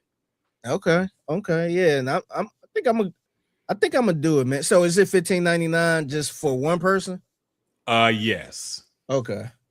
So yeah, it's and they actually just increased that. I want to say in April or May they increased it. So yeah, but I think it's still worth it. Okay. There's a few things I've canceled lately because they're not worth a price increase, but I think YouTube is worth it. I mean, you get like I said, the ad-free YouTube plus the music shit. I think it's a good deal. So okay, I recommend that. We'll look into that, man. I'm done with Tidal, man. Like y'all ain't about to keep throwing up on me like that. Yeah, no, that's why I quit Netflix, man. I got sick of the fucking price increases all the time. And I really think that they're just trying to get everybody on the ad-free on the ad version, because I like Netflix without ads. I always get the ad-free one, but that shit's like $30 a month now. Yeah. And I'm like, I don't watch it enough for that. But the version with ads is like $8.99 a month. So they really want you to have the one with ads, but I don't want to watch no fucking ads when I'm watching a movie or TV show. So see, the thing is, they probably getting all this money from the ads. Yes. So they jacking up the no ad version. 100%. Cheaper in the ad version, so people can stay with that. And I guess the people that's paying for the ads, they can get people watching their ads. Yeah, I'm sure most people of YouTube have it with the ads on, which I think is fucking pointless, man. But yeah, that's just me, I guess. Maybe I'm old fashioned, but I'm not. I was the same way with Hulu. I used to pay with Hulu with no ads, but that got too expensive too, so I cut that off. So yeah, they're really just trying to make you watch ads no matter where you are, man. It's getting annoying. Speaking of things that are getting annoying, time for some gamer news, man. The biggest gamer news maybe that's happened in a while. It's been getting surprising coverage. I saw the news cover this. Which I was surprised. I knew gamers were going to be upset about it, but I've seen the news. I've seen Trevor Noah. I've seen all kinds of people chime in on this. And I'm surprised that they even care about video games. But so Sony PlayStation has announced that going forward into 2028, they will not be releasing physical disc versions of their new games, which means that the days of selling your game back to GameStop or letting your boy borrow Grand Theft Auto, those days are over. And this actually just came after Grand Theft Auto announced, or the Rockstar Games announced that Grand Theft Auto 6 will not have a disc in the physical box. It'll just be a download code, which makes you wonder what the fuck is the point of even getting it. I can just download it. If you still got to use the internet to download the shit, then why even get the box to begin with? Like, nothing in it. Hey, Rockstar can do whatever the fuck they want, and they know it. No, that's why, dog. They announced the price for the fucking game. This is Kanye selling a blank T-shirt, a gilded T-shirt to people, man. You know he can do that. 100%. No, they actually unveiled the price point of the Grand Theft Auto 6. I think it's like 70 or 80 bucks. Yeah, $79.99. 80 bucks, but if the $100 version is the one that got all the shit unlocked. So like you can't customize your car or do certain things with the regular $80 version. You got to get the $100 version. So basically the game is $100. Yes. They might as well just put the game out for $100 flat. I don't know why they tried to make it seem like it's cheaper, $20 less, when you get less shit in it with the cheaper version. So it's basically $100. And so, yeah, people are very upset about this. And this is coming off the news that the new Xbox will not have a disc drive, apparently. The newest PlayStation version, the PS5 Pro, does not come with a disc drive. You got to buy that shit separately. And if you've been paying attention to games shit, you know that you knew this day was coming.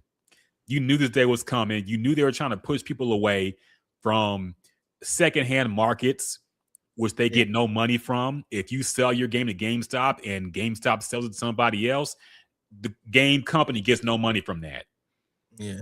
So we've all known, if you've been paying attention, that they've been trying to do this for years now, and they finally pressed the red button. So that was the reason why they like the PS5s with the game with the disc was more money. Yes. And I thought, to me personally, because I have a PlayStation since PlayStation 2, so I ain't have anything. So I'm like, shoot, I wanted just the digital one anyway. Like, I just want the cheapest one. But like, it's understandable for people that want the one with the disc, because you can still play PlayStation 4 stuff with it. I don't know if you can play PlayStation 3, but you can buy used games and all that stuff. Now it's totally cutting that out. And to be honest, GameStop, it really might be a wrap for them.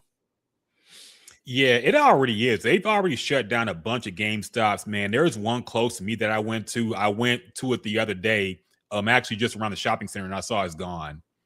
Yeah. So they're closing down stores left and They right. don't know him by a thread. Yeah, I think within the next 3 years, I think they'll be bankrupt and gone. So it's pretty much the end of GameStop now. And look, I'm of two minds with this. I think, to be honest, it's way more convenient to download a game now. Because you know how it is. You could download a game. I could buy a game on my phone, download it to my PS5, and when I get home, it's ready to play. Yep. When I buy a physical game, I don't know if people even know this now. When you buy like a new PlayStation game, the game don't run off the disc anymore. What it does is you have to install the game from the disc to your PS5, and that shit takes like 20 to 30 minutes. Mhm. So it's no more like in the back in the day, you pop in a Sega CD cart or Sega Genesis cart and you was playing Sonic 2 in 2 seconds. Now you gotta wait. So whenever I buy a physical disc, I'm like, I might as well just fucking download this shit because now I gotta wait and now I don't even want to play anymore. Yeah. Hey, what's up, Sepia on Twitch? This is not pre-recorded. Hope you're doing well, man. If you're not a bot, I don't know if you are or not. I thought you were spamming. Yeah, I thought you were a bot for a second, but if you're not, what's up, man? Hope you're doing good. This ain't pre-recorded. Tonight is live and in person. We got the live sticker on there because it's live and in full effect. But yeah, so anyway, I think it's more convenient to download a game at this point. But at the same time, like I said, you wanted somebody to borrow your game, you want to borrow somebody's game or give your game to somebody or sell it back. Now you can't do it now. And that's bullshit. And sometimes the physical version of the game will be cheaper than the online version, digital version. So it'll be better to get the physical one. Now you can't do that. So it's really coming to a point where it's just they're going to control everything, and everything's more expensive now because of the RAM shortage. So the PS6 is going to be $1,000 guaranteed at this point. It's a mess, man. If you're a gamer, it's rough out here. What do you think about all this, Biggie? Yeah, it's bad, man. We're gonna be spending way more money, and I was totally fine with just downloading the game at this point. I had an issue with it at first because I was a big fan of going to GameStop or use video game shop where I could just find something old, be like, "Ooh, I'll take this," and play it. Like, you might find a game for $10 or something. But now the way they had the PlayStation store, you can still find some games for cheap and all that stuff. So I'm totally fine with it. I just hate. I wonder how much in bed is Rockstar and all of these game companies, let alone just maybe PS5 or just PlayStation in general, because it seems like they all on the same page and they probably doing whatever Rockstar want to do. Like if Rockstar say we ain't doing no disc, I wonder if PlayStation like, yeah, you know what? We ain't gonna make no disc either. We gonna make this as hard as possible. Let's get rid of all these physical games because people going around sharing it, and that could be $100 right there. So they just trying to get as much money as they can, just try to make it straight. Kind of like streaming, like just music streaming, man, because I know you still got some people still release physical albums and stuff like that, but they making it to the point where everything gonna be on the cloud and they could take it away if they want to. They can change some stuff if they want to. And this Grand Theft Auto game that's coming out in November, like that's gonna be the last one for the next 20 years, probably even longer than that. Because I'm sure they took a long time to build this, and they gonna make it where you gotta keep paying money to be a part of it. And why would they make another one? they just gonna keep going with that one for the next 20 years, man. So I think PlayStation, even Xbox, is probably jumping on board with this too, where I think they just in step with Rockstar on how they doing stuff, and you could just tell Rockstar doing whatever the fuck they want. They're Kanye West back in the day, where I'ma just release an album with no art cover, no nothing. I'ma just put it out there, not mixed. They doing whatever the hell they want, and I think PS5. I keep saying PS5, but PlayStation and Microsoft Xbox is rolling with it too. Yeah, I think they're all in cahoots with this. I know they're gonna act like, oh, Xbox gonna put out a little anti-Sony PlayStation thing, but I think they're all in on this, in cahoots. I think, like you said, they want to milk us for every dollar they can get. At this point, I think games have become way too expensive to make for some reason. For example, I'm like a fan of Final Fantasy VII. I think it's one of my favorite games on the original PlayStation. They remade Final Fantasy VII, and for some reason, it took them 10 years and 3 games to remake it. So I'm like, what the fuck happened? This game came out in 1997, and it was one game that was like 3 discs long, and it was long as fuck, but it's still, they made it within like a year. Now it takes 10 years to remake one PlayStation 1 game, and I got to buy it 3 times? Yeah. Like this gaming shit's gotten a little out of control now, man. And I think games have gotten too expensive, so now they got to pass on the cost to us. I do feel like if you're gonna sell me a game with no case or no booklet or no nothing, it should make the game a little cheaper.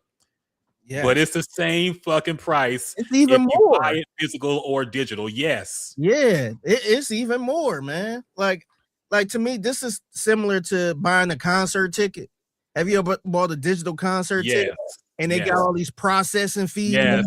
Like, how the fuck is the processing fee $10 for each ticket? Like what are we paying for? There's no physical ticket.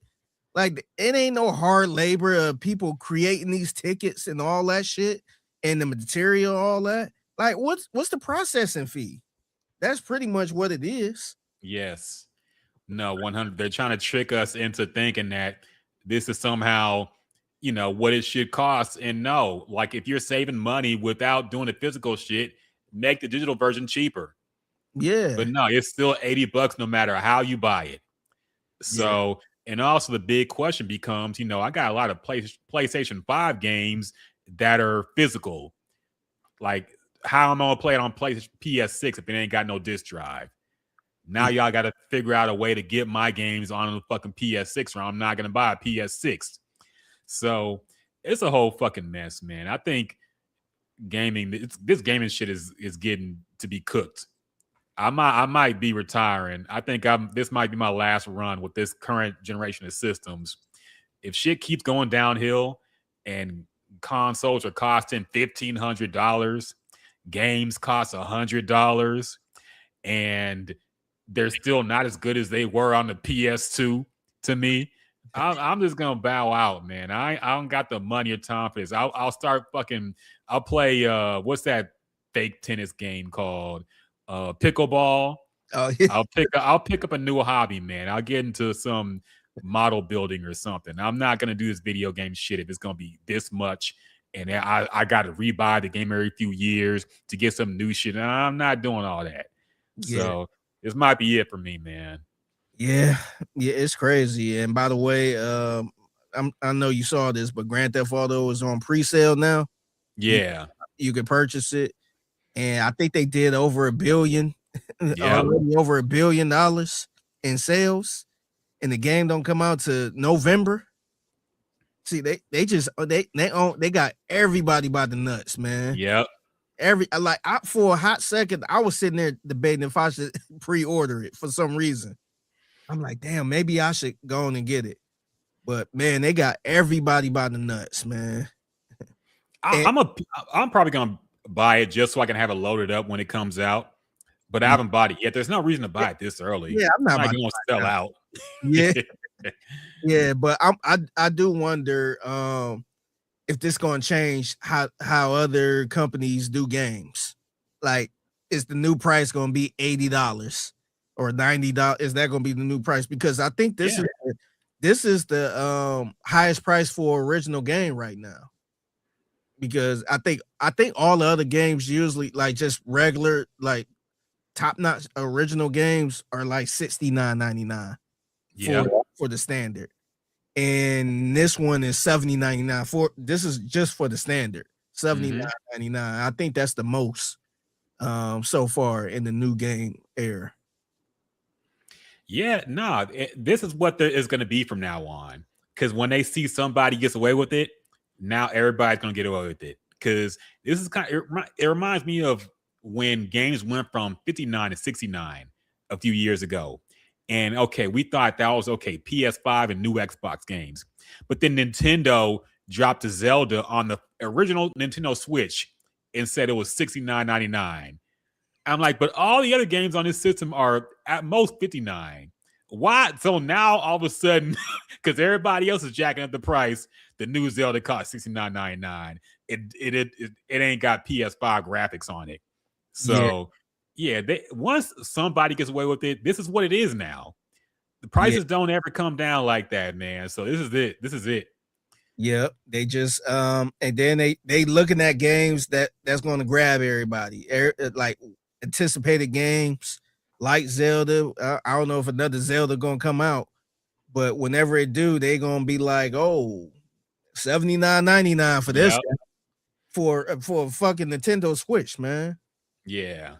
And yeah, I don't know, man. The thing is, like, no, I know nobody really gonna complain about Grand Theft Auto. Like, I think we go buy regardless, no matter how much they charge us.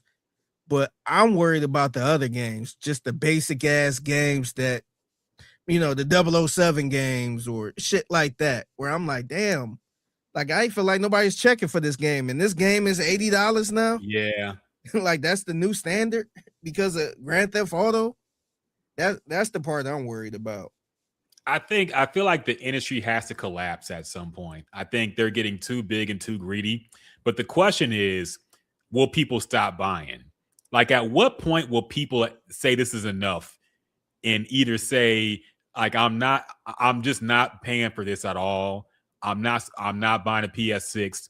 I'm not buying an $80 007 game. Like, at what point do people finally have enough? Or is it ever enough? Because I feel like there are people whose whole identity is being a gamer. Yeah.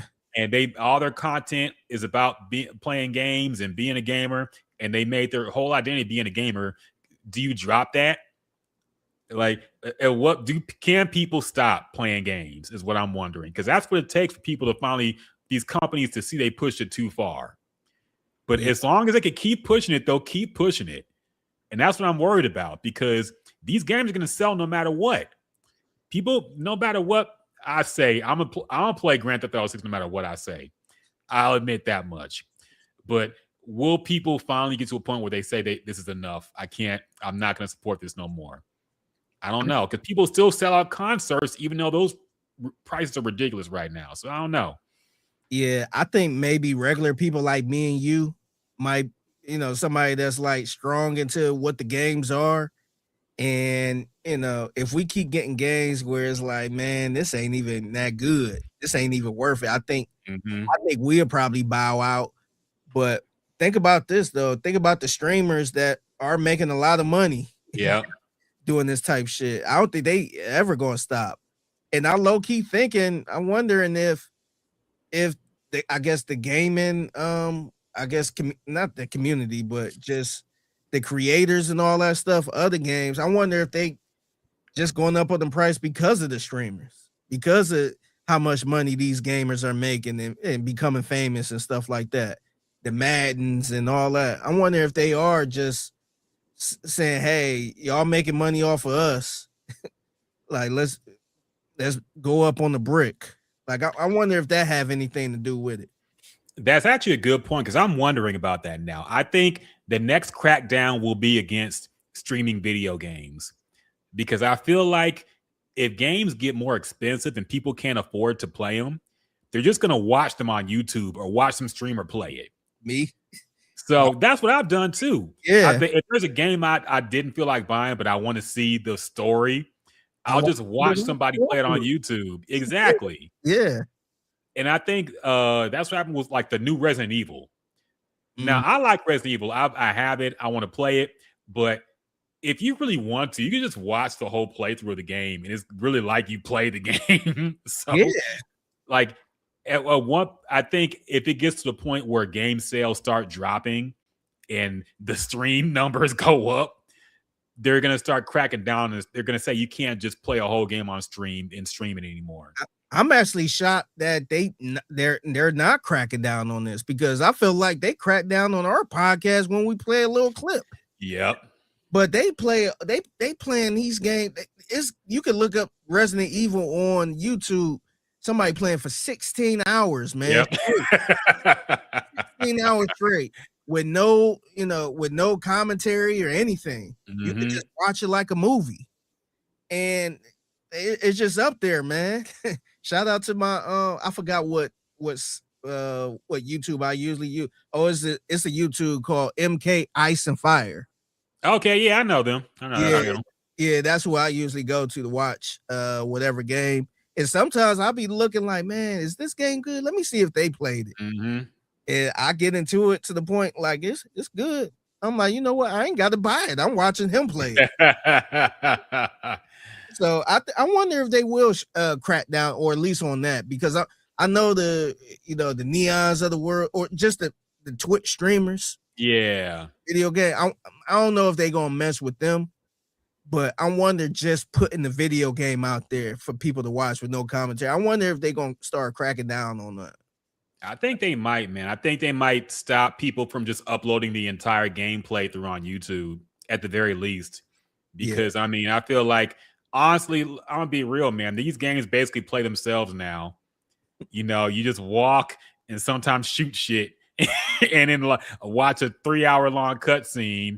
And sometimes I'm like, man, I might as well just watch this on YouTube. It's not like I feel like a super badass playing it. It's way easier now to beat these games, because I forgot the last game I beat. I think it was Mafia 3. I think it was that new Mafia game.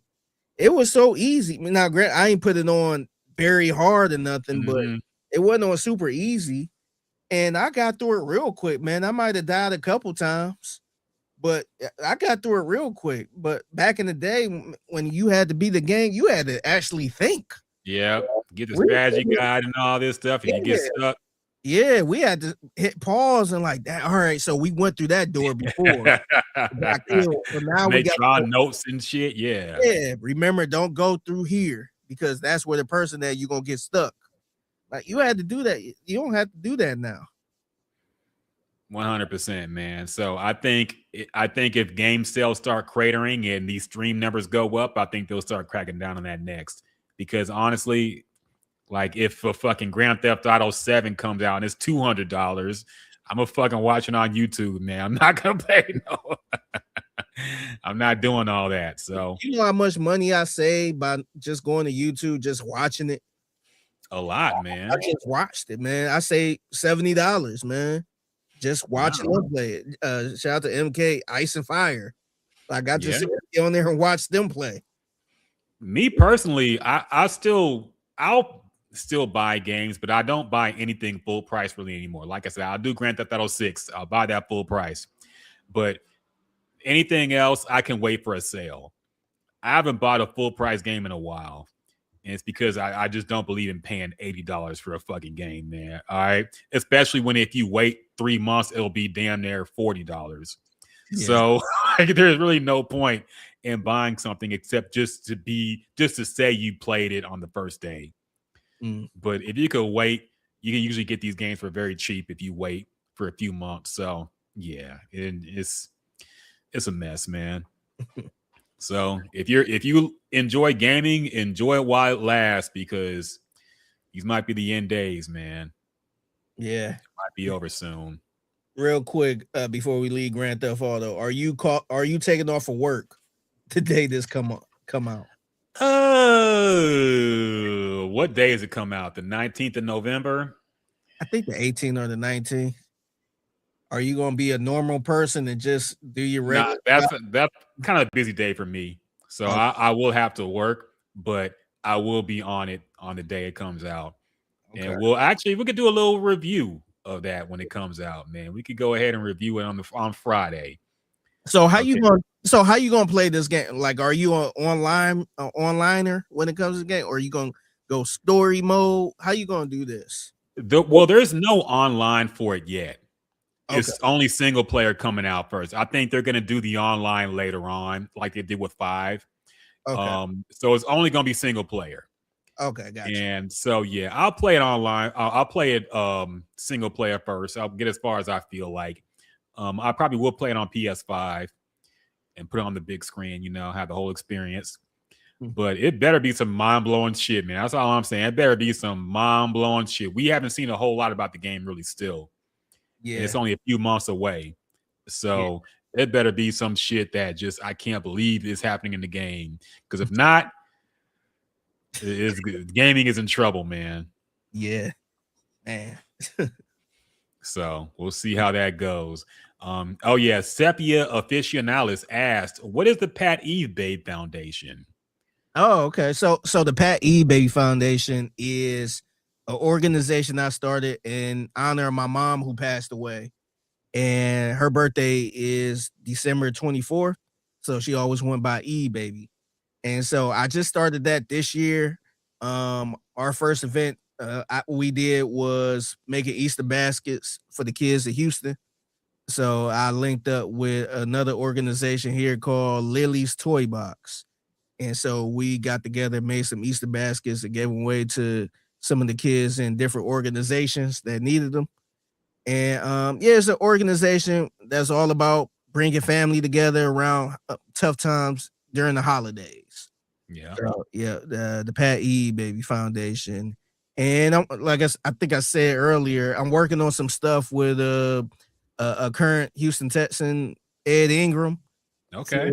For back to school stuff. He got something going on July 18th.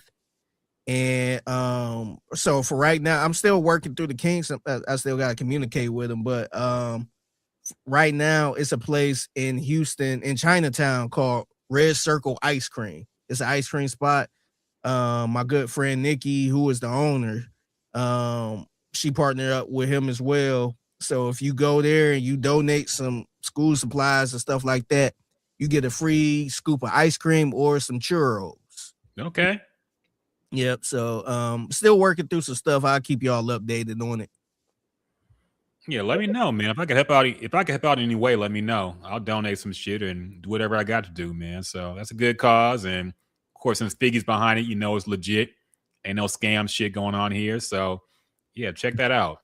Yeah. I meant to ask you this too. I didn't put this on a rundown, but I meant to ask you this since you were more of a tennis guy than I am.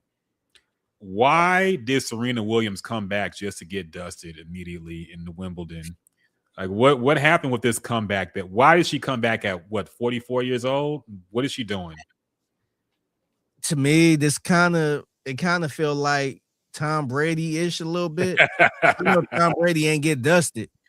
But I was joking around. People was kind of looking at me crazy, but I'm like, man, maybe she got tired of sitting in the house with the kids and a husband, and said, I'm going back to work.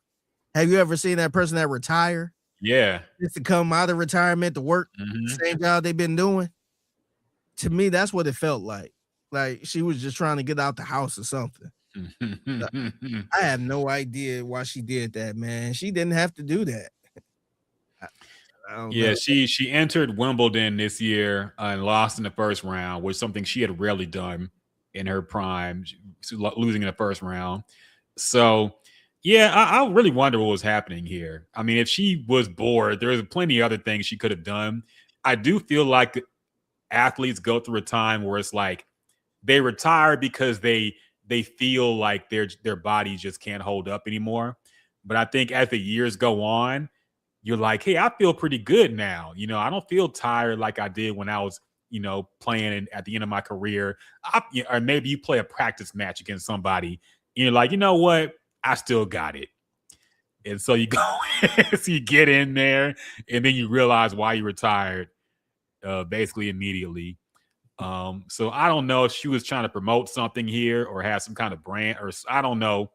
I do see her Ozempic knockoff commercials on TV all the time still. And maybe she just got her body right to a point where she felt like she could hang with the big girls again. But yeah, don't go out like this, Serena. Who did she lose to? I can't remember who she played. She lost to I guess it was a little controversy. The tournament director, admits giving Serena Williams extra time to recover before Saturday's match. Okay. She lost to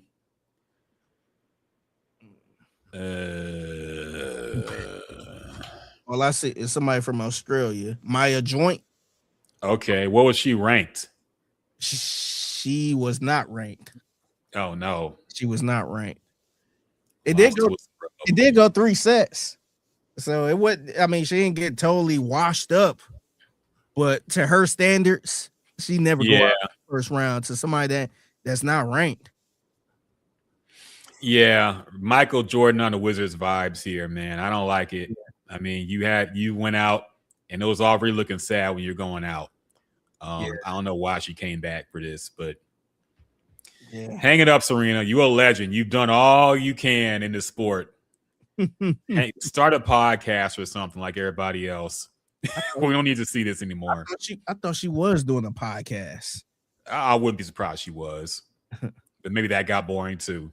She had to get outside and compete again. But no, 44 years old, will be 45 in September. It is time to hang it up, girl. Yeah. Other things. Oh yeah, I got World Cup action real quick. You been watching it still? I still been watching it, man. I've been enjoying it. Yeah. Team USA still in it. Yep. That last game was some bullshit, though. The way the battle gun guy got the red card for accidentally, it was clearly an accident where he stepped on that guy's leg. He got a red card, so he will miss the next match, which is some bullshit because he's a really good player. So really severe implications there. I feel like they're hating on us now that USA is popping. They're hating, so gave him a red card for some bullshit. But it's been fun, man. I've been enjoying it. I watched Japan got beat by Brazil. Watched that. I watched Portugal lose they beat Croatia. It was a good one too. It's been some good matches. See, soccer is exciting when it's like one and done games. Yeah. The tension gets really high, especially late in the game. Yeah. No, it got really high, especially during the Germany game. Yeah. To the I don't know what you call it, the kickoffs. Yeah. The free kicks or whatever. Yeah, the penalty kicks. Yeah. No, that was intense. I was sitting there on the couch like, oh, like I couldn't believe Germany lost that game, man. It lost to what was it? Who'd they lose to again? Not Portugal. It was Paraguay. Yes. And US, we beat Paraguay by like 3 scores. So that means we're better than Germany too. So American soccer has come very far, man, in the past 4 years. So, hey, on the big stage now.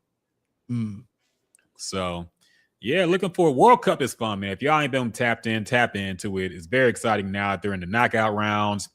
I think France is just too good, though, at this point. Yeah.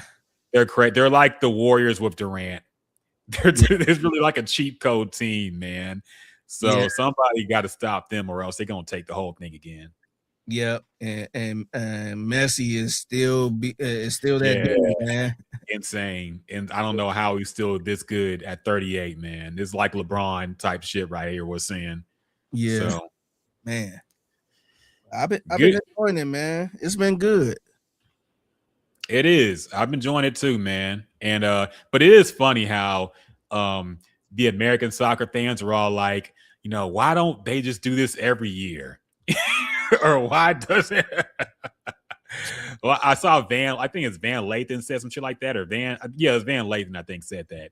He's like, why don't they just have the World Cup every year? You know, we get so excited and then it's just gone for 4 years. I'm like, okay, number one, that's what makes it special is the 4-year wait. Number two, it's not like soccer ends after the World Cup. There's plenty of other tournaments and shit. Why don't you look at your local soccer team? Right? Look at MLS, or pick a European team in the Premier League or the Champions League, or watch some shit. Like, they still have international competitions outside the World Cup. Like, there's plenty of more soccer to watch, but just it's the only one you care about. So you got to wait 4 years if you only care about the World Cup. There's plenty of other soccer going on in between the World Cup, man. It's not like, the Olympics where it really is the only time we care about these sports. Yeah. You ain't gonna see no swimming match on ESPN. If it This is like watching FIFA basketball. Yeah. Man, they need to do this every single year. Like, how about you watch the NBA? Yes. Like, the NBA is going on, right? Yes. If Yes. you ain't Olympic into the basketball, the NBA, only time you don't watch basketball. yeah. Even if you don't want to watch the NBA, they got Euro League, they got all type of leagues you could tap into. Yeah, no, I get the excitement of like this really is like peak soccer, especially with the countries beefing with each other. So I get that point, but also you get that with the clubs too. If you got a club like Manchester City and Manchester United fucking hate each other, you got a lot of big rivalries in the fucking in soccer already. So there's that, but. Yeah, everybody's saying that. Why don't you just do the World Cup every year? Come on, man. Yeah. But it has been fun. And last but not least, I don't know if you saw this. 50 Cent, Busta Rhymes, Ja Rule, and Timbaland will apparently perform at Donald Trump Jr.'s MAGA Club for July 4th or whatever it is. I didn't hear a whole lot of chatter about this, man. I didn't imagine if Jay-Z performed. I think for some reason 50 Cent just gets away with everything regarding this type of shit. I think the one thing people maybe they might have been discussing this because I did see this, but I'm like 50 Cent and Ja Rule on the same. I'm like, did they piece it up or something, or is Ja Rule gonna perform first and then leave and then 50 Cent? I'm like, man, both like it's already crazy that you performing for for that cause. And now it's like, oh, are y'all that cool? Like, are y'all bonding over this or something? Yeah, it's crazy how nobody is bringing this up, like outrage over this, but they outrage over Jay-Z combing his hair out. Yes. It's funny how like 50 Cent is low-key probably the biggest coon in hip-hop. But people just don't care about it. Or I guess because he's always been a troll, they just accept that's how he is. But let Jay-Z even be in the same vicinity as Donald Trump or any of his family. They gonna act like it's the Holocaust again, man. They gonna act like fucking some crazy shit just happened and he's got to be raked over the coals for it. But 50 Cent, he can just take shots at anybody. And he could just do whatever he wants, and everybody just kind of goes along with it. So, and mind you, 50 Cent been like this for a minute. This was since he got in the game, man. Before Donald Trump, before Obama. Like I remember, he was performing for Mitt Romney? I think it was. Yeah, I think that's where he's running for. That's when Obama was running for president. But yeah, he was performing like he's low key. He's a Republican, man. Not even low key. 100%. Yeah. So nobody brings that up. Everybody just let that slide. Yeah, but for some reason, Jay-Z is like Black Jesus, and whenever he does anything remotely out his line, he got to get raked over the coals for it, even if it's something that's completely not even true. So. Just very interesting. And like I said, I'm not defending Jay-Z. Jay-Z has done a lot of shit I thought was goofy. And I've criticized him. But I don't see anywhere near the same level of critique for other artists who do this type of shit.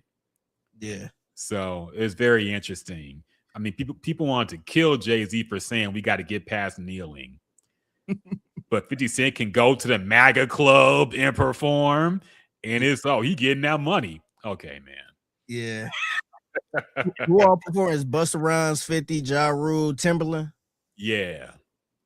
Yeah. Anybody who said yes, I guess. People who needed money. Yeah. I don't even know what Timbaland can perform there. I mean, is he going to DJ? I know he ain't going to rap. Is he going to rap some of his songs? He did have a song. He going to bring Magoo. Oh, Magoo died. Shit, I forgot. Fuck, that's not funny. R.I.P. Magoo, man. R.I.P. Magoo. But yeah, so just funny thing I saw on Twitter, and almost no pushback about it either. So yeah, just flew under the radar somehow on Twitter. Yep. But I think that might about do it for this week. Anything else we're missing? I'm sure we're missing something, but who cares now? We'll get back to it next week. Yeah. All right, I think that about does it, man. I hope y'all are staying cool. I hope y'all enjoy your July 4th weekend. Very hot outside, so make sure you're covered up and hydrated. Got that sunscreen on, man, because it's fucking rough. And yeah, hope y'all stay safe. Enjoy your 4th of July. Of course, make sure you check out Figgy Fig, Sports Radio 610, Figgy's mixtape 10-2, or 120 is when the Fig mixtape is, right? Yep. And it's brought to you by Share of Injury Lawyers. Oh, you got a sponsor. Yeah. Oh shit, you getting that money now. Oh, okay, Well, yeah. technically, I'm not getting anything for that, but Oh, what the fuck? yeah. You getting some they tossing you something, man?